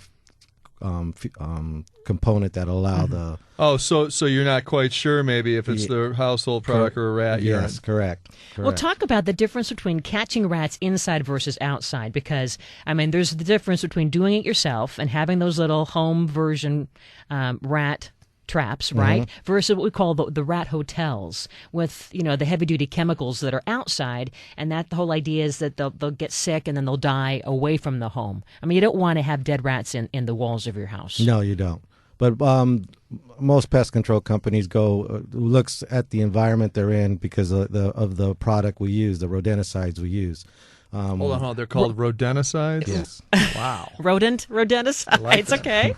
The rodenticides, we've got single feed rodenticides, which will carry a secondary kill, which I don't like to use. And then there's the multi-feed rodenticides, which will allow the rodent to eat it, and he has to consume quite a bit of it, and then it'll kill him slowly. The benefit of that is it doesn't give a secondary kill. So if a predator bird, such a hawk or something, comes in. Can I say, you know what? So I did this. I had bait boxes in my house up in Calabasas a couple of years ago. Outside, though, right? Outside, right? Because there was a ton of ivy, and I guess they must love ivy. So all of a sudden, one day, I see this beautiful bird. I think it was like a big hawk, maybe hawk or something that was dead in the tree. Uh-oh. And I was told at that point that a lot of times the birds will prey on the animal, the rat, for example, that has the poison in it, and then it poisoned the bird secondarily. Yes. So, I mean, that's terrible. Oh. So this is what you mean by Looking at secondary. Secondary. We again, we don't use it. I don't carry that, but in some cases it's used because if you go into a commercial building, and there's no predators there, especially in downtown LA. And you can use them in those areas. And by the way, notice that you're here and not the guys that gave me that advice in Calabasas, so we don't use the secondary stuff. That's no good. There isn't such a thing as a green way of catching rats, is there? Yeah, it's called your hands. The green way is the trap. The trap. Yes. Yeah. That's what's been used forever. No one's really improved it yet. And what about the trap with the sticky stuff on the bottom? Well, the glue board? Yeah. The glue boards are used, usually we use that as I use it as once I get the adults out, the babies, the pinkies and the babies, the smaller ones, we use that for the glue boards. Wait, what are pinkies, please? Those are the babies. The babies. Okay. No, Cindy, I know. It has to be decisive. You come in and surgically remove these creatures. And I love calling them rats, not mice, because somehow then rats are not as cute as mice. There are mice. Because people have rats. mice as pets, and I know, yeah. But I have had that experience where you hear that clawing inside your walls. It's actually gnawing. Yeah, so they're gnawing and then something. I go over to the wall and I say, "Hey," and it stops, and then all of a sudden it comes. Well, they know a good radio voice. There's no question. They constantly have to gnaw, so that's what you're hearing. Yeah, And I understand too that when we know that they love dog food, but that people who have their dogs outside, a dog house, let's say, and they have the dog food out there and they bring it inside, that the rat knows to hide underneath the house.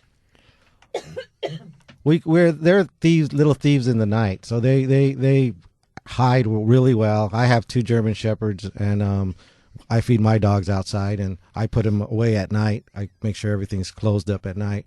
But when I didn't, my dog would be sleeping there, and they still managed to grab a pallet and sneak off before waking him. And so they're really clever.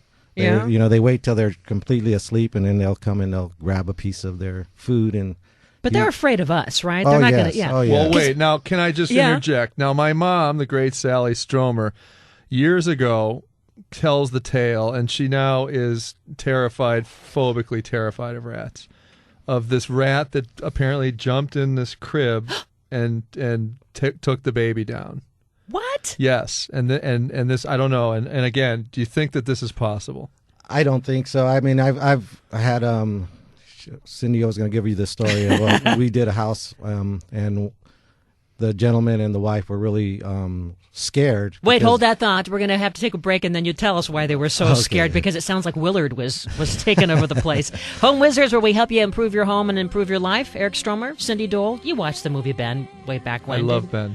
We take you to the break with this song reflecting about rats and how to control, the big bad ones. We're back in a minute here on KFWB News Talk 980.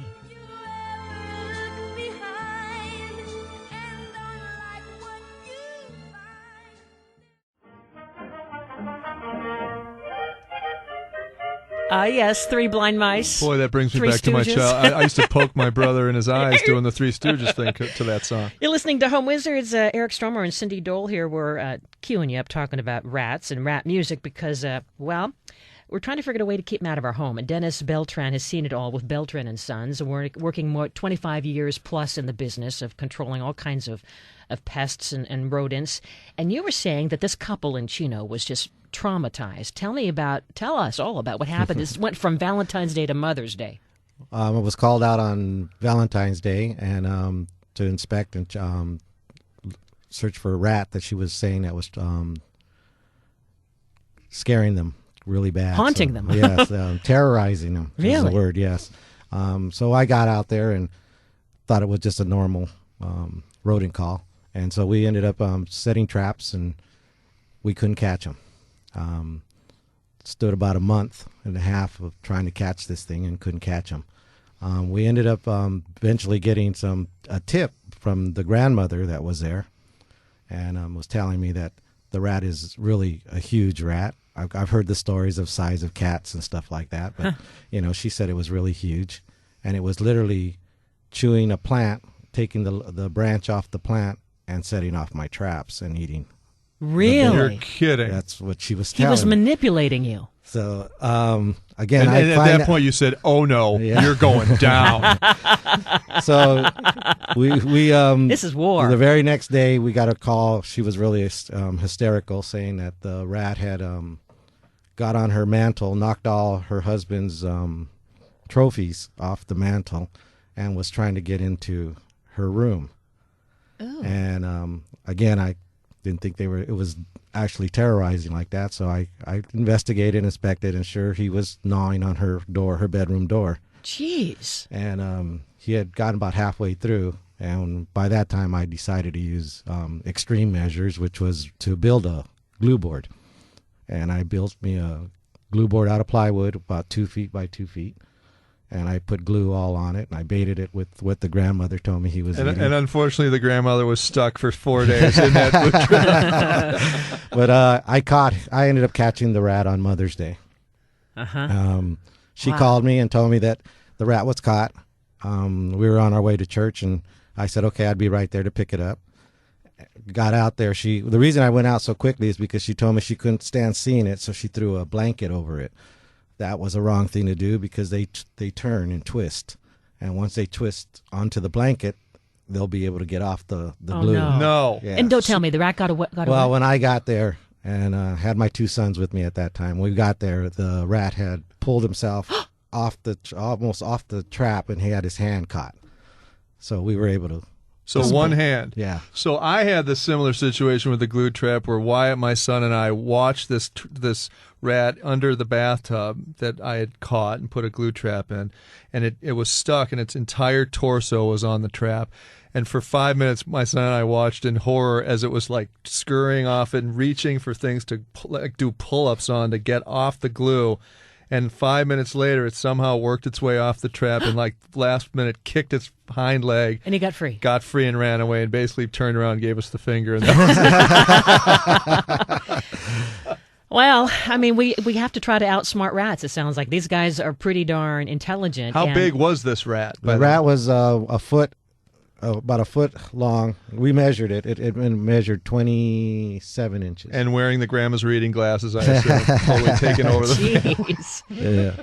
That was tail and all, though. That was with the tail. Body size about a foot, tail about. And you said that they can get down to 3/8 of an inch to crawl into holes. We seal holes up to 3/8 of an inch. Because that's what they use to start gnawing. So they can. That's a way to get in. A rat will get in a hole about a half inch. Half inch. So let's say, like where your cable inch. lines are, if there's a little bit of gaposis there, that could be an entryway. Yes. Your chimney, of course, could be an entryway. I mean, name some of the things that we're foolish about. Doggy doors. Doggy doors. Okay, now I have a doggy door. It's tall though. It's about 8 inches up. Well, they can, 10 inches up. Roof rats can leap. Are you kidding me? No, they can. You're not going to be sleeping tonight. They can leap. I mean, they can jump really high. You can drop them about 25 feet from a roof, and they won't die. They'll bounce. Are these animals from the underworld? What is it with these things? They have soft cartilage. The bodies are soft cartilage, so they can flatten their body out to squeeze into. I've been kind of freaking out because with our kitchen project, our attic is exposed in our kitchen and family room area, and I'm just thinking, are these guys going to be now falling down on my head? Because you know that there must be a rat or two in the attic. They're always up there, right? No, they're like I said, they're pretty much as scared as people as we are them. Except for the one in Chino. Yeah, except for that one. It took over that poor grandmother's life. Yeah, except for that one. There's exceptions to everything, I think. And then you were saying that they can find their way into store-bought food packaging. No, what I said was that if there's a lot of food storage place, they can chew their hole into a hole into it, and we can pick it up as consumers without noticing it if we don't notice the packages. But I've noticed mostly everybody at grocery stores, especially women, they look the whole package now. Sure. I mean, they look at everything, back, side, upside down, everything. Right. But I know as myself, I would just grab it and throw it in the. Well, yeah, I would too. Yeah. Well, as we're hiring a pest control guy or gal who's helping us with our rat problem, what kind of things should we make sure that they do to our home? I mean, besides the obvious, putting out the rat bait and so forth, where should they be crawling or inspecting? And well, that information is usually given by the consumer. The consumers. We ask that they tell us the noise, where Right. they're hearing noises. Well, you can see the sweat marks of the rat of the oil. Yeah, they right have on the wall of your home. Rub marks. And the pellets. The Wait. There's actual rat oil There's that rat can end oil. up on my wall. There's rat oil. It kind of has like a blackish, brownish smudge, right? You've seen this? Yes. I've seen Oh, it. yeah, they Usually it's by the vents. It's yeah. Rodents usually always have, because of their memory, they have to run along walls so that I see. so that they can get the memory of where they're traveling. So Because they're blind. well, they're not blind; No, they're no, no. colorblind. I'm just kidding. They're colorblind. They are. Yes. No wonder they never noticed me in the navy blue sweater that I wear. But if we do see that oily blackish brown mark on the sides of our home, that's a telltale sign. The pellets, of course. Yes. And what else should we be making sure that our rat guy does to keep Well, us safe? sanitation is number one. Yeah. That's number one on anybody's house. You got to make sure you cover garbage cans, food sources that What do you are mean by available. cover them? You got to make sure the lids are on top. Okay. On Can they lift up? No. They don't lift. They're pretty. Whatever's available, that's what they'll go for. If it's there sitting out, that's what they're going to go for. They're not. Unless that, again, if it's where if they're searching for something that's easy to gnaw through, then they'll gnaw through to get to the food. What about the rooftop plumbing and vent pipes and things? Same like thing. Those things we usually cover. We'll put 1/4-inch mesh on it so that it's still allowed to breathe, and we'll cover those holes. So for plugging holes, we like steel wool. We like the mesh. The wire mesh. And then you would staple gun it, for example, over drywall openings. Or yeah, you wood can caulk that you- it if you want to match your aesthetics of your home. Okay. You can caulk it. How about the laundry vents? Laundry vents are another points of entry. Can these things drive my truck? What's happening with these? They're just amazing. Well, they've gotten in cars. Well, and speaking of laundry vents, I mean, you can find pellets sometimes behind your washer dryer. Yep. And like, how are they getting in there, right? Or in your garage. That's a notorious place. And sometimes if you don't... Door sweeps are important at homes, too. You need to have door sweeps. Or like the garage door, if it doesn't come all the way down, or if you leave your side garage door open, that's like, hello, come on in. Yeah. We got a party going on. And so what's the season where they really start to show Well, up it used for to you? be during spring and, during the summer, spring season. But now, since in California we really don't have any winter, it's year long. It's year round. I'm doing work year round for rodents. Well, people can find you. We have the link to your website on ours at yourhomewizards.com. And so, Dennis Beltran, thanks for giving us some good advice. You're welcome. Thanks for having me. And you were saying that one restaurant had how many rats? Over 200. And it's no longer in business. No, it's no longer in business. That was really pretty gross, wasn't Yes, it? it was. Yes, it was. And Dennis, do you get hot wearing this rat suit that you have on right now? 'Cause this must be the ears are kind of cute, you know? Is that real cotton? What is And he that? has little whiskers. Well, thanks for keeping a sense of humor about it. I mean, you guess you have to, right? Oh, yeah. Do you ever have nightmares? No, This? no. I will now. Thank you. Thanks. All right. Well, Dennis Beltran, been great having you with us with Beltran and Sons. Thank you Check for out having his me. link to the site at ours at yourhomewizards.com. Coming up next, we're going to switch gears and head outside. Fall color. You growing up in the Midwest, you love the fall I miss colors. it, but boy, I'm starting to see it here. We have it. You can look for it and find it. You can find it and you can bring it. You can bring it to your garden. And you're gonna Maple tell us trees. how, We're aren't going you? to talk about it next. Eric Stromer, Cindy Dole, Home Wizards. We love to help you improve your home, improve your life here on KFWB News Talk 980.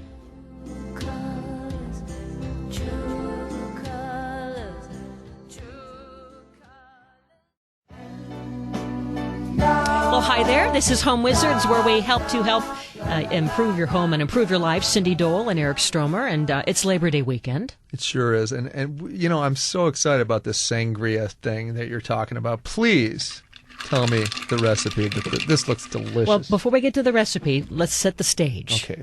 Story time. So we were saying that Labor Day, what the heck? I mean, how do you get a theme for Labor Day? You don't want to get too hokey, right? I mean, if you're going to have people over, yeah, and you entertain. have 4th of July, red, white, and blue. What Uh-huh. is the Labor Day theme? I guess it can be whatever you want it to Could be can anything it? because Yeah. it's the last official weekend of summer, and Right. for me, I think the way to find a theme is to pick your favorite travel place or a recent travel place. Yeah. So for you, that would be I was in Northern beautiful northern Michigan, Michigan. so it would be the Stromers and Paul Bunyan hats and cutting their meat with little axes, and dress up the dog like Blue the ox. That's how we do I it, guess Northridge. that could work. Yeah. be a little hot, but might be fun. Yeah, we could also maybe go for the nautical look along one of the lovely lakes in Michigan. Right. You know, That's a good I know you did idea. a little skiing, right? You could have that. A little water skiing, a little That'd be fishing, pretty. maybe grilled fish theme. Yummy. There's something. Great. Well, we had this party growing up. We traveled to Spain. My folks took me to Spain, and when you're in Spain, I mean, that's all you have is sangria. I mean, it's kind of like, are you kidding me? You're having sangria like at lunch and snacks. And Well, and also loosens you up to do the flamenco stuff. it loosens you up, and then no wonder you want to have a little siesta because, you know, everyone's had the sangria. But it That explains the culture of There Spain.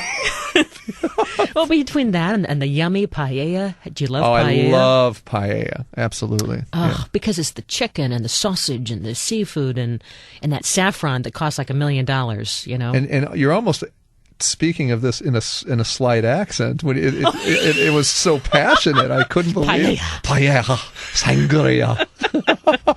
Well, we're talking about food, you know? Yeah. So, yeah. Well, that leads me to the memory of that. And I think that having a party for Labor Day or the last or summer bash, or really any time, is to kind of create a theme that isn't too hokey, but is a great memory of something. And then all of a sudden, everything falls in place. So picture yourself in Southern California at my folks' party where they reenacted our trip to Spain. And the trick was to have some of the decorative things that you would see in Spain, and then the tablecloths and the votives and all that stuff. But then the food, of course, the paella Right. and the sangria. This is a And really nice idea. it was fun. It was a fun So evening. your dad, Lucky Chucky. Lucky Chucky did this. He did this. Little partay. And so I have the recipe for, and in fact, I'm even holding the original index card from my family list of recipes. But, you know, back in the day, a gallon of Burgundy wine. Yeah. Yeah. Kind of the equivalent of today's boxed wine. I think that it's more like maybe some Pinot or some, Right. you know, Right. some But nice I would wine. imagine you don't want to use too fancy of a wine because You it can will have use- a lot of fruit in it. True, you can use and you know what? Box wine, by the way, is more chic these days. It really Box is. wine is And where it's at. also the lid that unscrews because it Because keeps the corked. wine better. Yeah. Well, you can't get corks. But the wine industry, there's a cork shortage. Right. Because they're all in my yard because I'm using them as mulch. Someone told me they make a great mulch, and so now I have them covering all my container pots. But that's another story. Anyway, so on the recipe, on the website, we have a new website, which is yourhomewizards.com. And you'll see Eric and me there, and you have the recipe, and it's a gallon of Burgundy wine. Now, keep in mind, this is for up to 20 people. Right. So it's 5 bottles of wine in a gallon, or really you're going to need 1 bottle if 4 people are coming over. So you can shrink down this recipe. But it has the sugar and the juices and the fruits. But one of the things that really kicks it up is a little bit of apricot brandy and some Grand Marnier. That sounds great. And you put that in this pitcher. Let With me a just- little bit of the lime slices let me just here, smell that. Hold on. yeah, and then you have and then you top it off with club soda and the It's fruit got a floating, frag- and a you're fruity good to go. fragrance. Very fruity. And now it makes sense as to why I'm wearing these gaucho pants. Okay, you are going to do the flamenco. That's right. And then also on the website we have something for the non-alcoholic guests for Well, kids. the kids, yeah, that's and great. it's this thing called Lush Slush. And I remember again growing up with this, and it was fun for that summertime party because you could make it ahead. In fact, you can keep it in your freezer all summer long. And it's a combination of orange juice and crushed canned pineapple with the juice, and then ginger ale and bananas, and then you put it in the freezer, and then when you take it out, you thaw it just a little bit so it's kind of slushy like you would get at Right. 7-Eleven, you Right. know, and then you top it with some fresh berries, and kids you can spoon that up. Oh, that sounds It's yummy. so good. And put it back in the freezer. My kids will love You're gonna this. do it. You know what? And also the idea of the theme party, I think Yeah. it makes it a lot more fun when guests come because everybody can contribute and there's a direction to the party. It's not just a lot of random dishes that show up. It's stuff that's kind of Oh, you all- mean in terms of potluck? Yeah, in terms of a potluck scenario, everybody has an idea of what to An do. assignment. An assignment, if you will, and I think that makes it more fun and easier. So for your party tomorrow, are people bringing things for this? big... They are, and now I'm concerned because I'm going to get the usual fare of Costco potato Oh, no. salad. And They're bringing this and paella that. now. You better believe You're they gonna are. have 10 different I'm versions sending of out a paella. hot memo right now. Get the sangria roll. Yeah. Great tips, thank you. That sounds so good. But I think that once you have the theme, that's a good start because then everything kind of falls into place from the decor and the mood, and maybe So from that theme, where would you go with the decor, for example?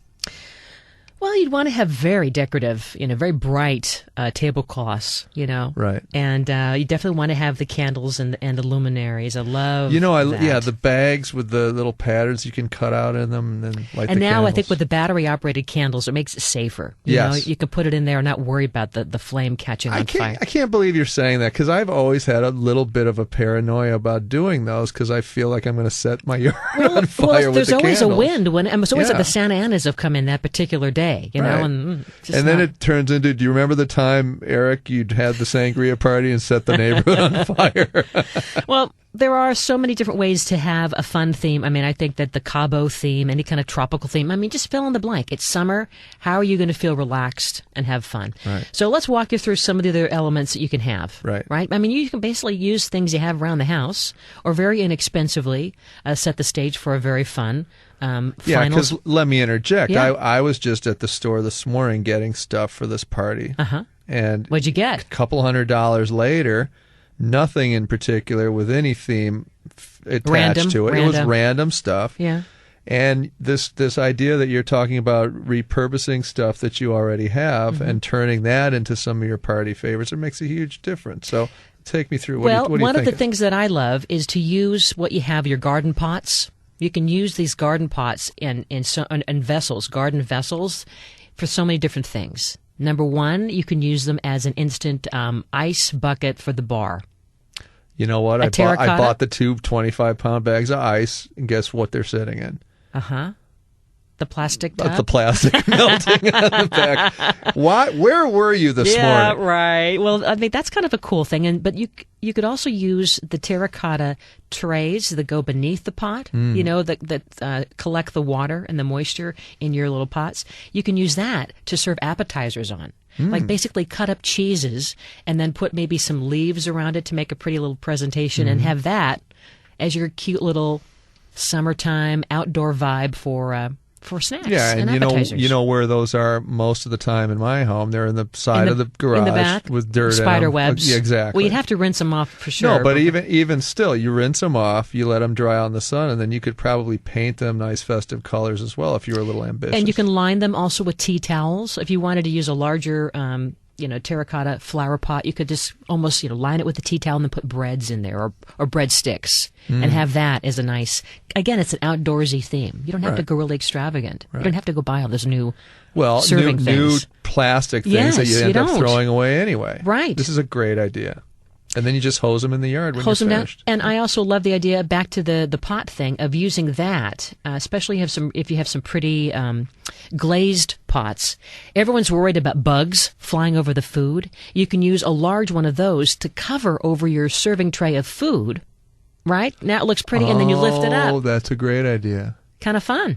In this heat, the flies have really started to step up a bit. So I love it when you can cover the food with something like. Oh no, either they're going down. They're not going to win. No, they're not. Well, there's also some great things you can do in terms of bringing shade and entertainment. We can't forget the outdoor movie theater experience, which you've done with your Yes, family. I love that. It's so simple. You can just string a sheet across the garage or suspend it through Hold a couple that of thought. trees. Okay. Yeah. We're going to get I'm to going the to Eric talk about Stromer. the movie I watched too while we're on the break. Okay, Cindy Dole with Eric Stromer. You're listening to Home Wizards, where we love to help you improve your home and your life. We're going to give you some more great ideas for this last weekend of summer, fun style, on KFWB News Talk 980. No die, son, you gotta work late. Sometimes I wonder, but I'm a met a girl crazy for me. That is the movie that I was watching. It was Grease. On outside for your outdoor theater? Yeah. And it's How great because cute. think about it. With the whole family? Yeah, you take a family of 5 and their friends to a movie, and it's going to be a couple $100 easy. You can rent these outdoor projectors and get a sheet and string it across the garage or the back of the house, or even suspend it. And for like $125, I got the package with the sound system and the great movies that we rented, and then you have this great outdoor theater experience. Are there drive-ins anymore? Oh, anywhere? there are. Where are hey, they? this is Eric Stromer, and I'm Cindy Dole, by the way. We forgot to say. You're sorry. listening to Home Wizards, where we love to help you improve your home and improve your life, and part of it is outdoor living. And Right. I love the old drive-in theaters, but you can do it at home You too. can do it at home, and boy, it's a lot fun, of fun. The campy. kids just loved it. Now, They do had you great use a time. projector then? Is that your Yes, deal? you can use a projector. You can, or you bring, if you already have one in your home, obviously you can use that and bring it outside. But again, these kits that you can rent are so inexpensive. It actually is worth it. It's just a few $100, I think. $125. I got everything. You got the everything, whole package, the whole 125 thing. Really? Done. Yep. With a great sound too. That's awesome. That was the envy of the neighborhood. I got to tell you. And then you can buy one though for maybe $500. $500 gets you to buy a one. great sound system with actual surround sound, and then the projector and the whole bit. You're good to go, and a screen as well, inflatable screen. Very cute. Yeah, it's so fun. Are you gonna do that tomorrow for the big party? No, I'm not, because I think we have a trampoline and a pool now that I've cleaned it and the algae's gone and I've taken control of my home again.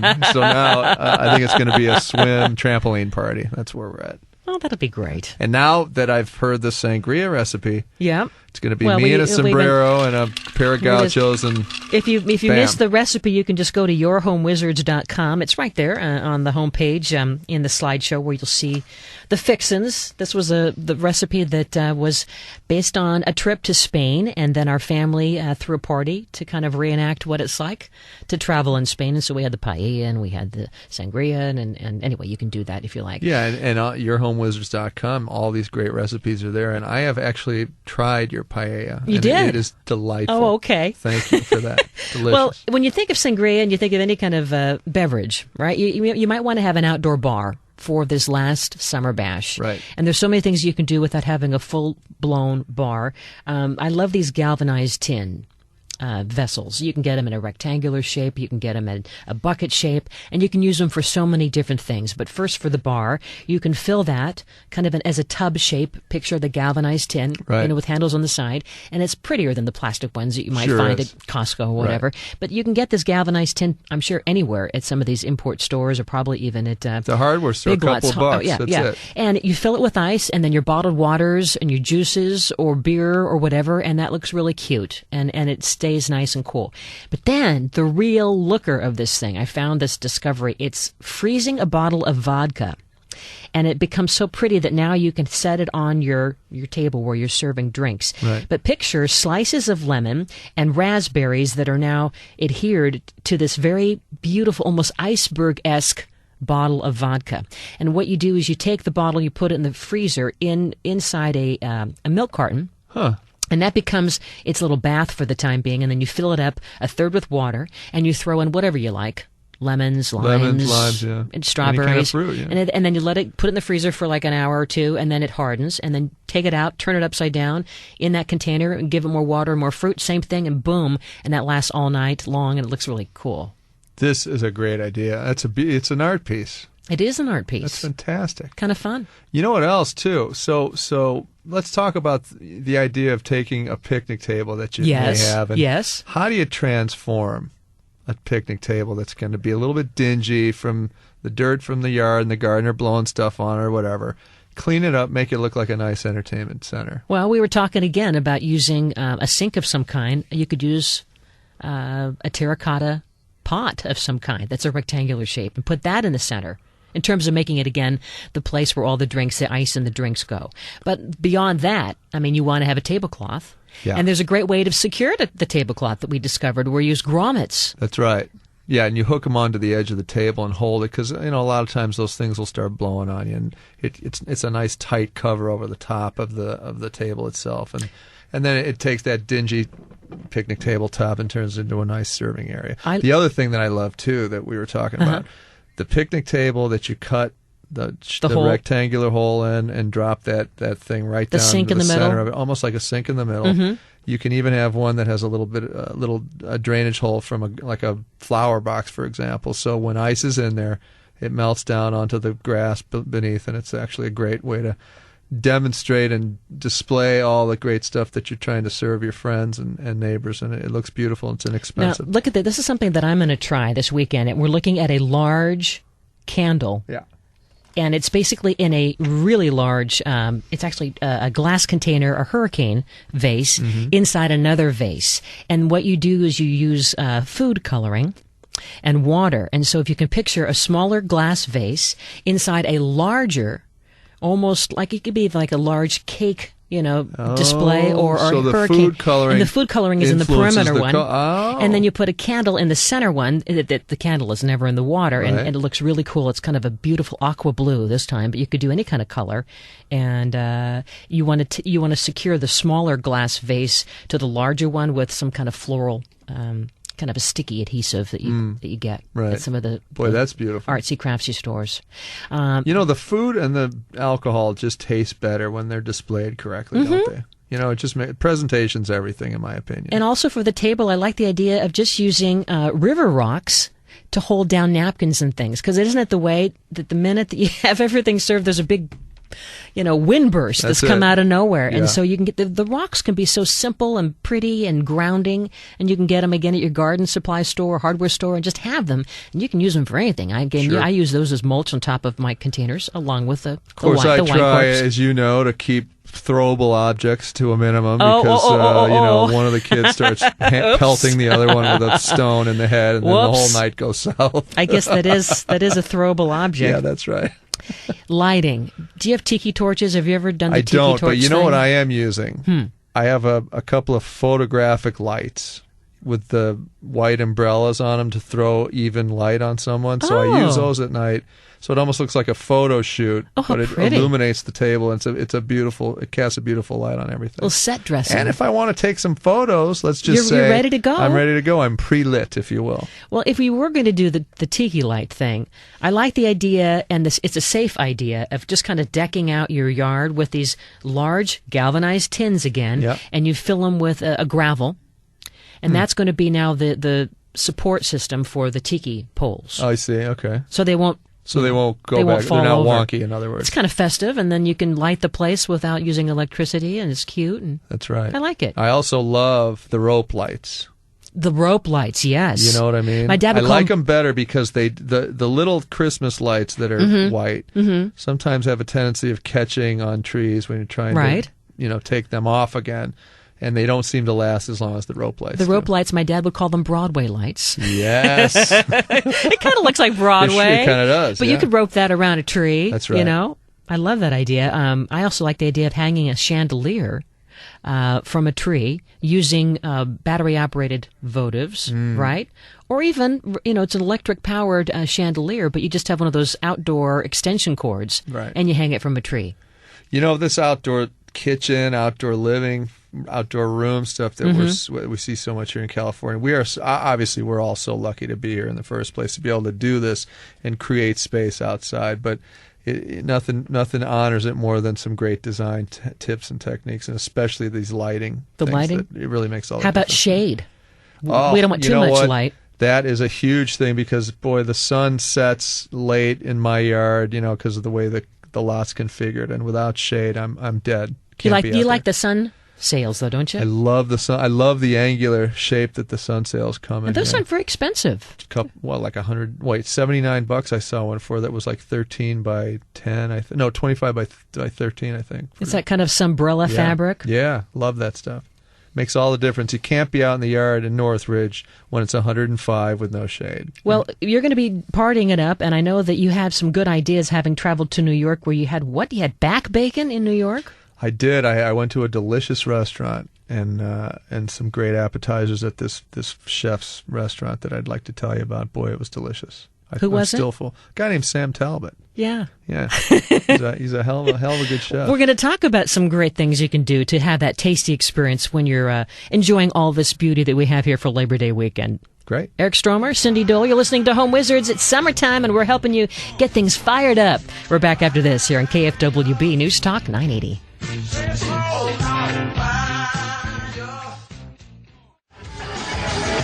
So what was this? It was a back bacon? Yeah, so I'm at this restaurant in Soho called Imperial Number 9. Which is Sam Talbot's place. Sam Talbot's place. He was a runner-up on Top Chef. And hence that song. That was the opening song. Yeah, and Sam and I do this show called DIY Life on AOL, and Sam represents the chef aspect. Obviously, the home improvement. A guy named Carter Oosterhouse. Oh, well, yeah, the does guy. design. Oh, that guy. Yeah. So I had a chance at Sam's restaurant, Imperial Number 9, to have this entree that was back bacon with halibut in a tower. And it was just to die for. It sounds I gotta kind of tell you. fattening. It was one of those things where you start eating it and then you just don't want to talk to people because you can't stop eating. And the social aspect of dining goes away because you're Very like some kind of a Neanderthal. caveman. Yeah.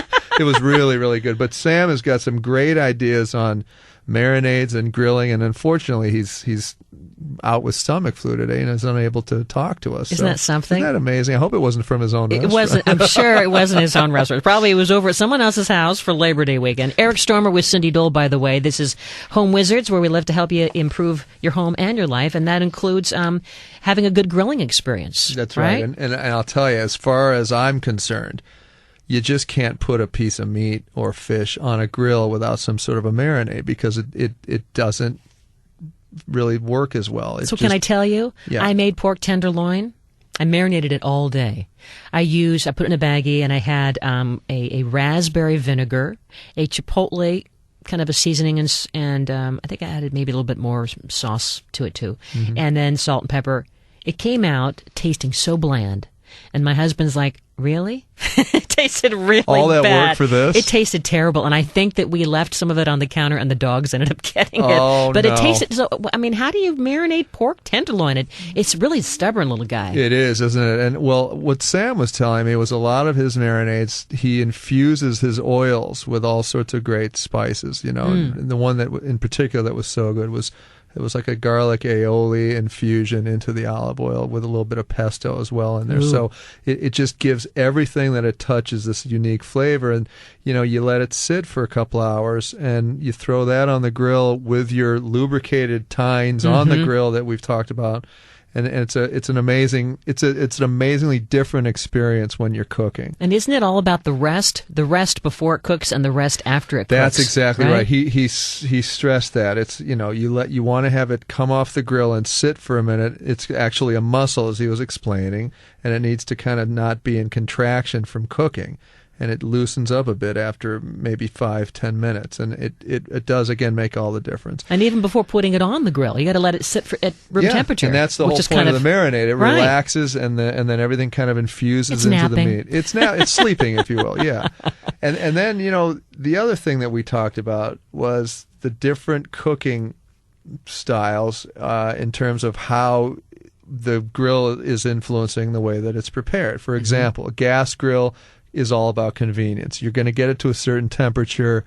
It's consistent, but it's not going to have that same feeling as a traditional charcoal grill where you can start to burn woods like mesquite and cherry, and that also influences the way the food tastes. And then you take it to a third option, which is a smoker, and that's a long, slow cooking process over a lower heat where, you know, the fire's off to the side, but the smoke comes into this chamber and infuses the meat and cooks it over several hours. So that sounds scrumptious. It just isn't. It falls off the bone, and it's amazing. So there are so many different ways to do this, but my favorite, I think, is that old school, just regular charcoal grill. You don't want to get the briquettes that are infused with lighter fluid because that has a tendency to show up in the meat a little bit. So you get one of those chimneys, which is like a cylindrical piece of metal with a handle on it, and you put that on top of the grill, pour your charcoal inside that cylinder and light it with a little bit of fluid that way. And in about 10-15 minutes, you're going to have perfect coals that are ready to burn and cook your food. Can you use your Starbucks Go Cup? You can if you want. Knowing how much coffee I drink, yes, I probably have. It has like kind of that chimney look. Yeah, it really does. But you know, if you do it the old way, where you put the charcoal on the grill and light it with lighter fluid, it takes a long time to get it to the point where you're ready to cook. And you have to use so much lighter fluid that it really starts to flavor the meat that you're cooking. So get one of those chimneys. It really makes a huge bit of difference. I've seen people use strands of rosemary, fresh rosemary, and put that on top of the charcoal briquettes itself as another flavoring. Can you visualize that? I can visualize it, yeah. And then it's just kind of it's wafting that scent on your chicken or your beef or whatever. Yeah, we had a taste test between the mesquite and the cherry, and then the gas grill, and you know, hands down, anything cooked on one of those traditional charcoal grills, you can just taste it. It sears it. It tastes a little bit different. But again, with the kids and the family and how often I grill, the gas grill, is the way to go in terms of convenience. So that's kind of the go-to. It's grill the for microwave me. version. It's the microwave of all grills. Yeah, exactly right. Yeah. So the aioli, it sounds like that's the way to really get some extra infusion into some of these meats that are, really stubborn. Yeah, they really are. And yeah, I think we had a New York couple of New York strips marinated, and with the oil on there and the oiled grill, it sears the meat, and it immediately gets to a place where it's tender on the inside, not too dry, and then you just cook it for your 5 to 7 minutes per side, and then you're good to go. And if you want those grill marks, then you just flip it twice and change the direction and orientation of the way the meat is on the grill, and you'll get that nice checkerboard look on the meat itself. Yeah. My dad, one of his favorite classic things to grill, Lucky Chucky ribs. What do you do? We call it Rib Fest. And it was the country style ribs, the pork ribs that you get. Like baby backs, right? Well, no, it's... I love the baby They're backs. bigger. They're thicker, the country style. They're really thick. Okay. And they're mainly meat and some fat. And no bone, really. There's just a little bit of a bone in there. But then you boil the ribs first, and then we would char them. And then we would then put them in the oven. And just kind of keep them soft with a little more sauce with foil. And that was one of his favorite things to do. But I remember that barbecue sauce getting, what a mess all over the grill. Yeah. And, a lot of things that Sam was talking about when it comes to ribs, it was you can boil the ribs and kind of pre-cook them a little bit, right, and then throw them on the grill, or you can bake them in the oven for a little while and then grill them. Grilling really is only the second half of the process. It's just a couple of minutes on both sides to give it that nice charred feel, but to cook them from the raw point is not what everybody recommends when it comes to the real way to do the ribs. What are you going to be having tomorrow night on the grill? Well, I'm going to do the steaks as usual. Oh, you are? Oh, yeah. Have to do that. Love those. Couple of good New Yorks, and then I think we're going to do, now that you've been talking about this paella, I don't know, this whole thing may translate to it's always nice to have something pre-made. Yeah. Sure is. Because when you're entertaining, don't you think? I do, and something pre-made what do you love that's pre-made that all you have to do is heat up? Well, the ribs, by the way, you can grill them in advance of people coming over, and then we would put them in the oven and just kind of keep them warm with the foil over, with the sauce all seared in there and nice and flavorful, and they just stay soft, and they're going to fall off the bone, and that's something that I think is kind of cool. Now, my dad, the great Irv Stromer, he is the king of grilling burgers, and so his secret is to infuse the hamburger meat with a little bit of butter. Really? Yes. Butter in the hamburger? Inside the hamburger, he puts it inside the burger, and you don't want to work it too much. That's the secret. You don't want to get it so flat with the hands. You're doing that back and forth. That toughens it up. You leave it loose, and then you infuse it with he does a little bit of an herb butter, and then you put that on the grill, and boy, it explodes with flavor. It sounds like it. It explodes. All this talk of food, I'm starving and frantic right now. Well, I have never tried oiling a steak, but it sounds like that is a secret weapon that a lot of chefs, like Chef Sam Talbot, would use, and that we might want to try. Like for your steaks tonight, that's going to not only, like your dad, putting butter in the burger. You want to have a little more oil for flavor, but also it just kind of gives it a beautiful experience on the grates itself. That's exactly right. And also, again, getting back to the vegetables. Oh. You can't. You have to have some kind of marinade to brush those as you're cooking them. Otherwise, they burn and they're nasty and dry. What's your favorite marinade for vegetables? Well, I love a little bit of olive oil and garlic again. That's it? Yep, that's it. I love balsamic vinegar. Really? On some zucchini, olive oil and balsamic vinegar. A really thick, heavy one, And just coat that over squash, bell peppers, onions. Yum. Gonna try it. Let's try that one.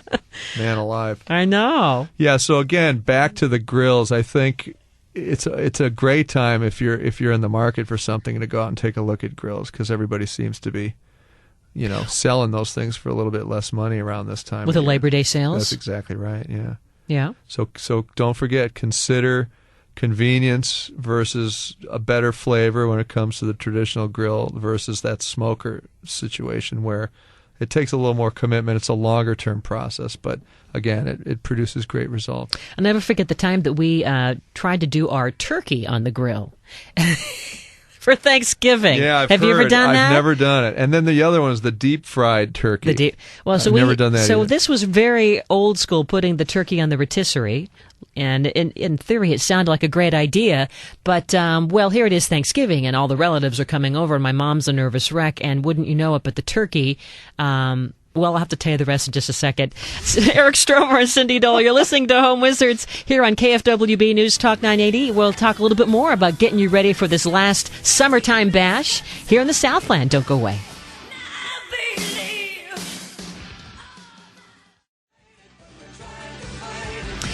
Well, so here it is Thanksgiving, and the turkey is completely... I'm sorry. Okay. Look, it really is coming off from soaking in the solution for the entire hour here. Look how much better that looks. It is looking like we're talking about cleaning a grill and having a great grilling experience on Labor Day weekend. Eric Stromer is with me. Cindy Dole. This is Home Wizards, where we love to help you improve your home and your life. And so picture it as it's Thanksgiving. I mean, the pressure's on to have a great meal. My mom is sitting there, a nervous wreck, and my dad has decided to put the turkey, the holiday turkey, on a rotisserie.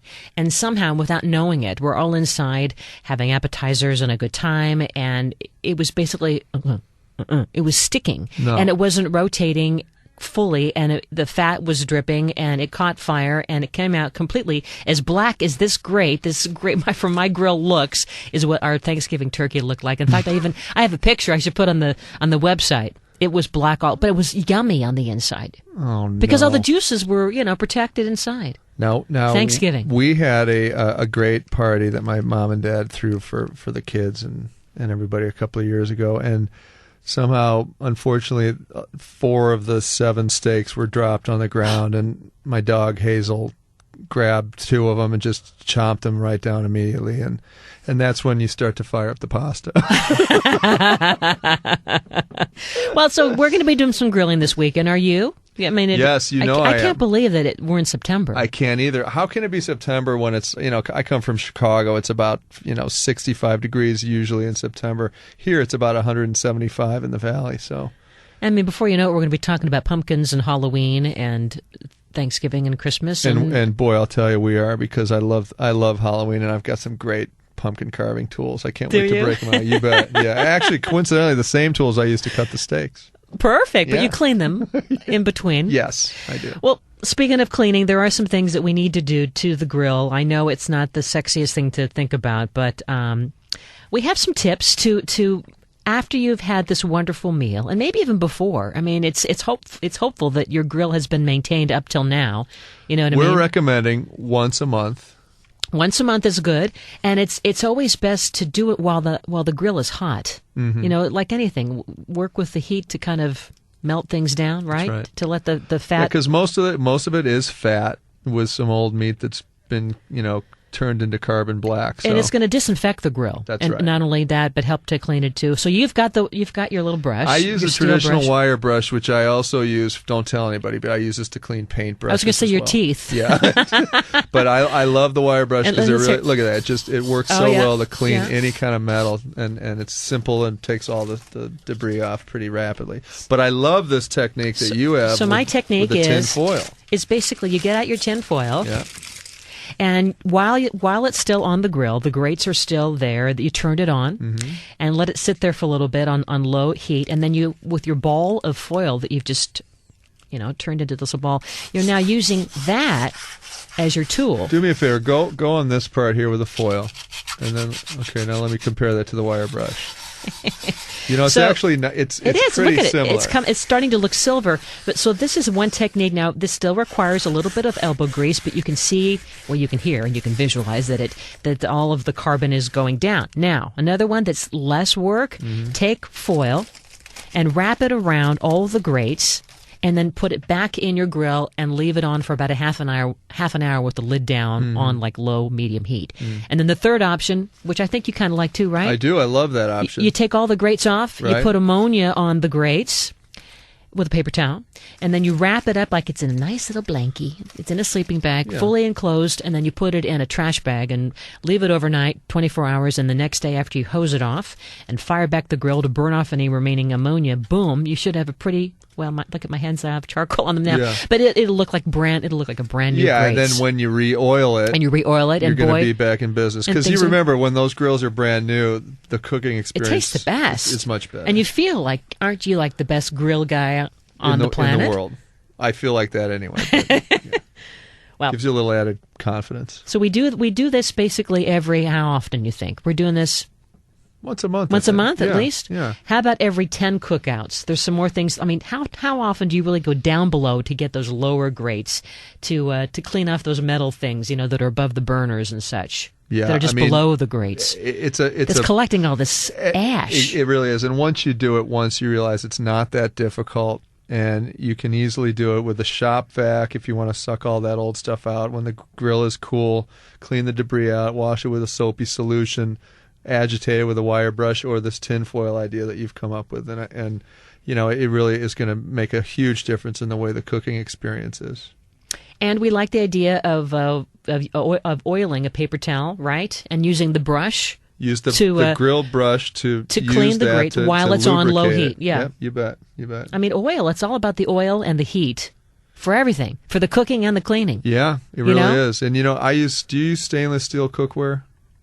I do. I do too. And you can't do it without an appropriate amount of oil. And I don't think it's that bad for you if you use olive oil in moderation. It just, it's antioxidants. Yes, it is. And that's why, might I say, your skin looks so vibrant right now.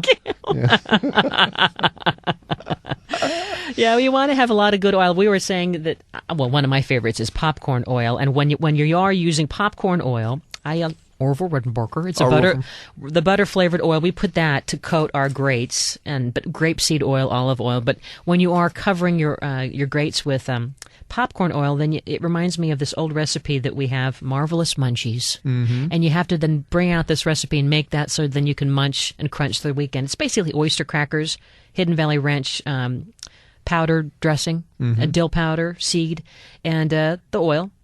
Boom. Let it sit overnight in these oyster crackers, and you just turn them, and then the next day you've got a whole month's worth of snacks for when people come over. You're kidding. It's called Marvelous Munchies. I've never heard this one.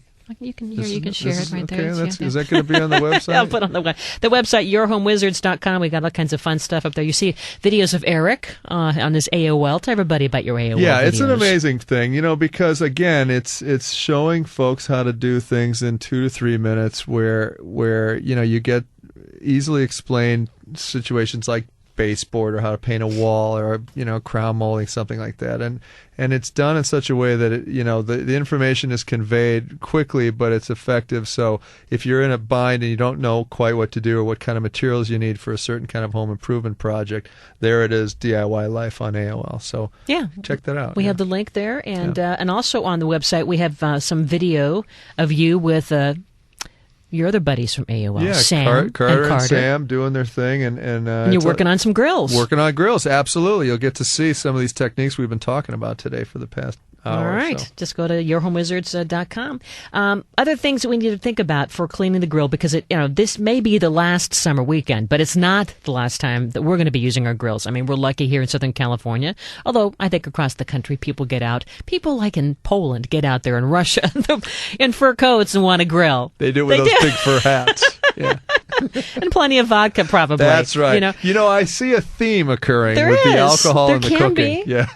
It can be the sangria recipe sangria that you again, probably you can get there also on the website. But what about cleaning the outside of the grill, especially if it's stainless steel? I know you have a technique, but I like to look at natural products whenever possible. And like baking soda is always so good. It's good for your teeth, whitens your teeth. Yes, but it's also good with some H2O paste, and then you rinse that, and then you polish it with flour and a soft cloth, and that's really good to get that nice spick shine for the exterior. Because that's the downside of cleaning stainless. It's fingerprints. Yeah, especially with your kids. That's right. So that sounds like a great way to buff out your grill and make it look beautiful. And then when you're done, you throw on that nice grill cover that you can buy in an aftermarket situation, because I think it really helps to keep it covered in terms of the droppings from trees. Gardeners blowing dust up into it, sap, all that stuff. It just kind of takes the wind out of you after you've spent all that time cleaning, and then it's dirty the next day. So I love the covers. You like to wear it sometimes. Sometimes I use it as a fine Halloween outfit. A poncho. It's a lovely poncho. That's right. I also like the idea when, hey, you're going to be grilling tonight. I know you are. Tomorrow, too, and maybe Monday. That's a lot of grilling. That's a lot of stuff now on those grates. Why not try the grass method? I mean, boom.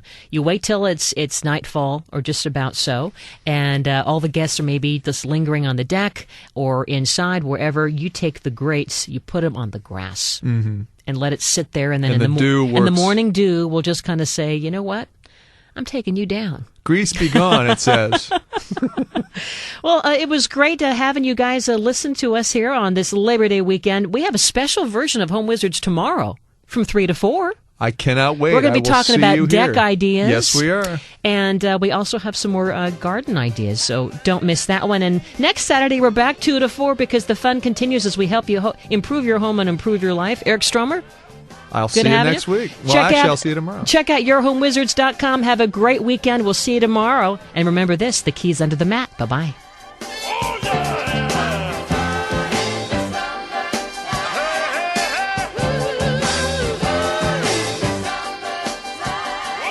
I'd say that was a pretty successful broadcast.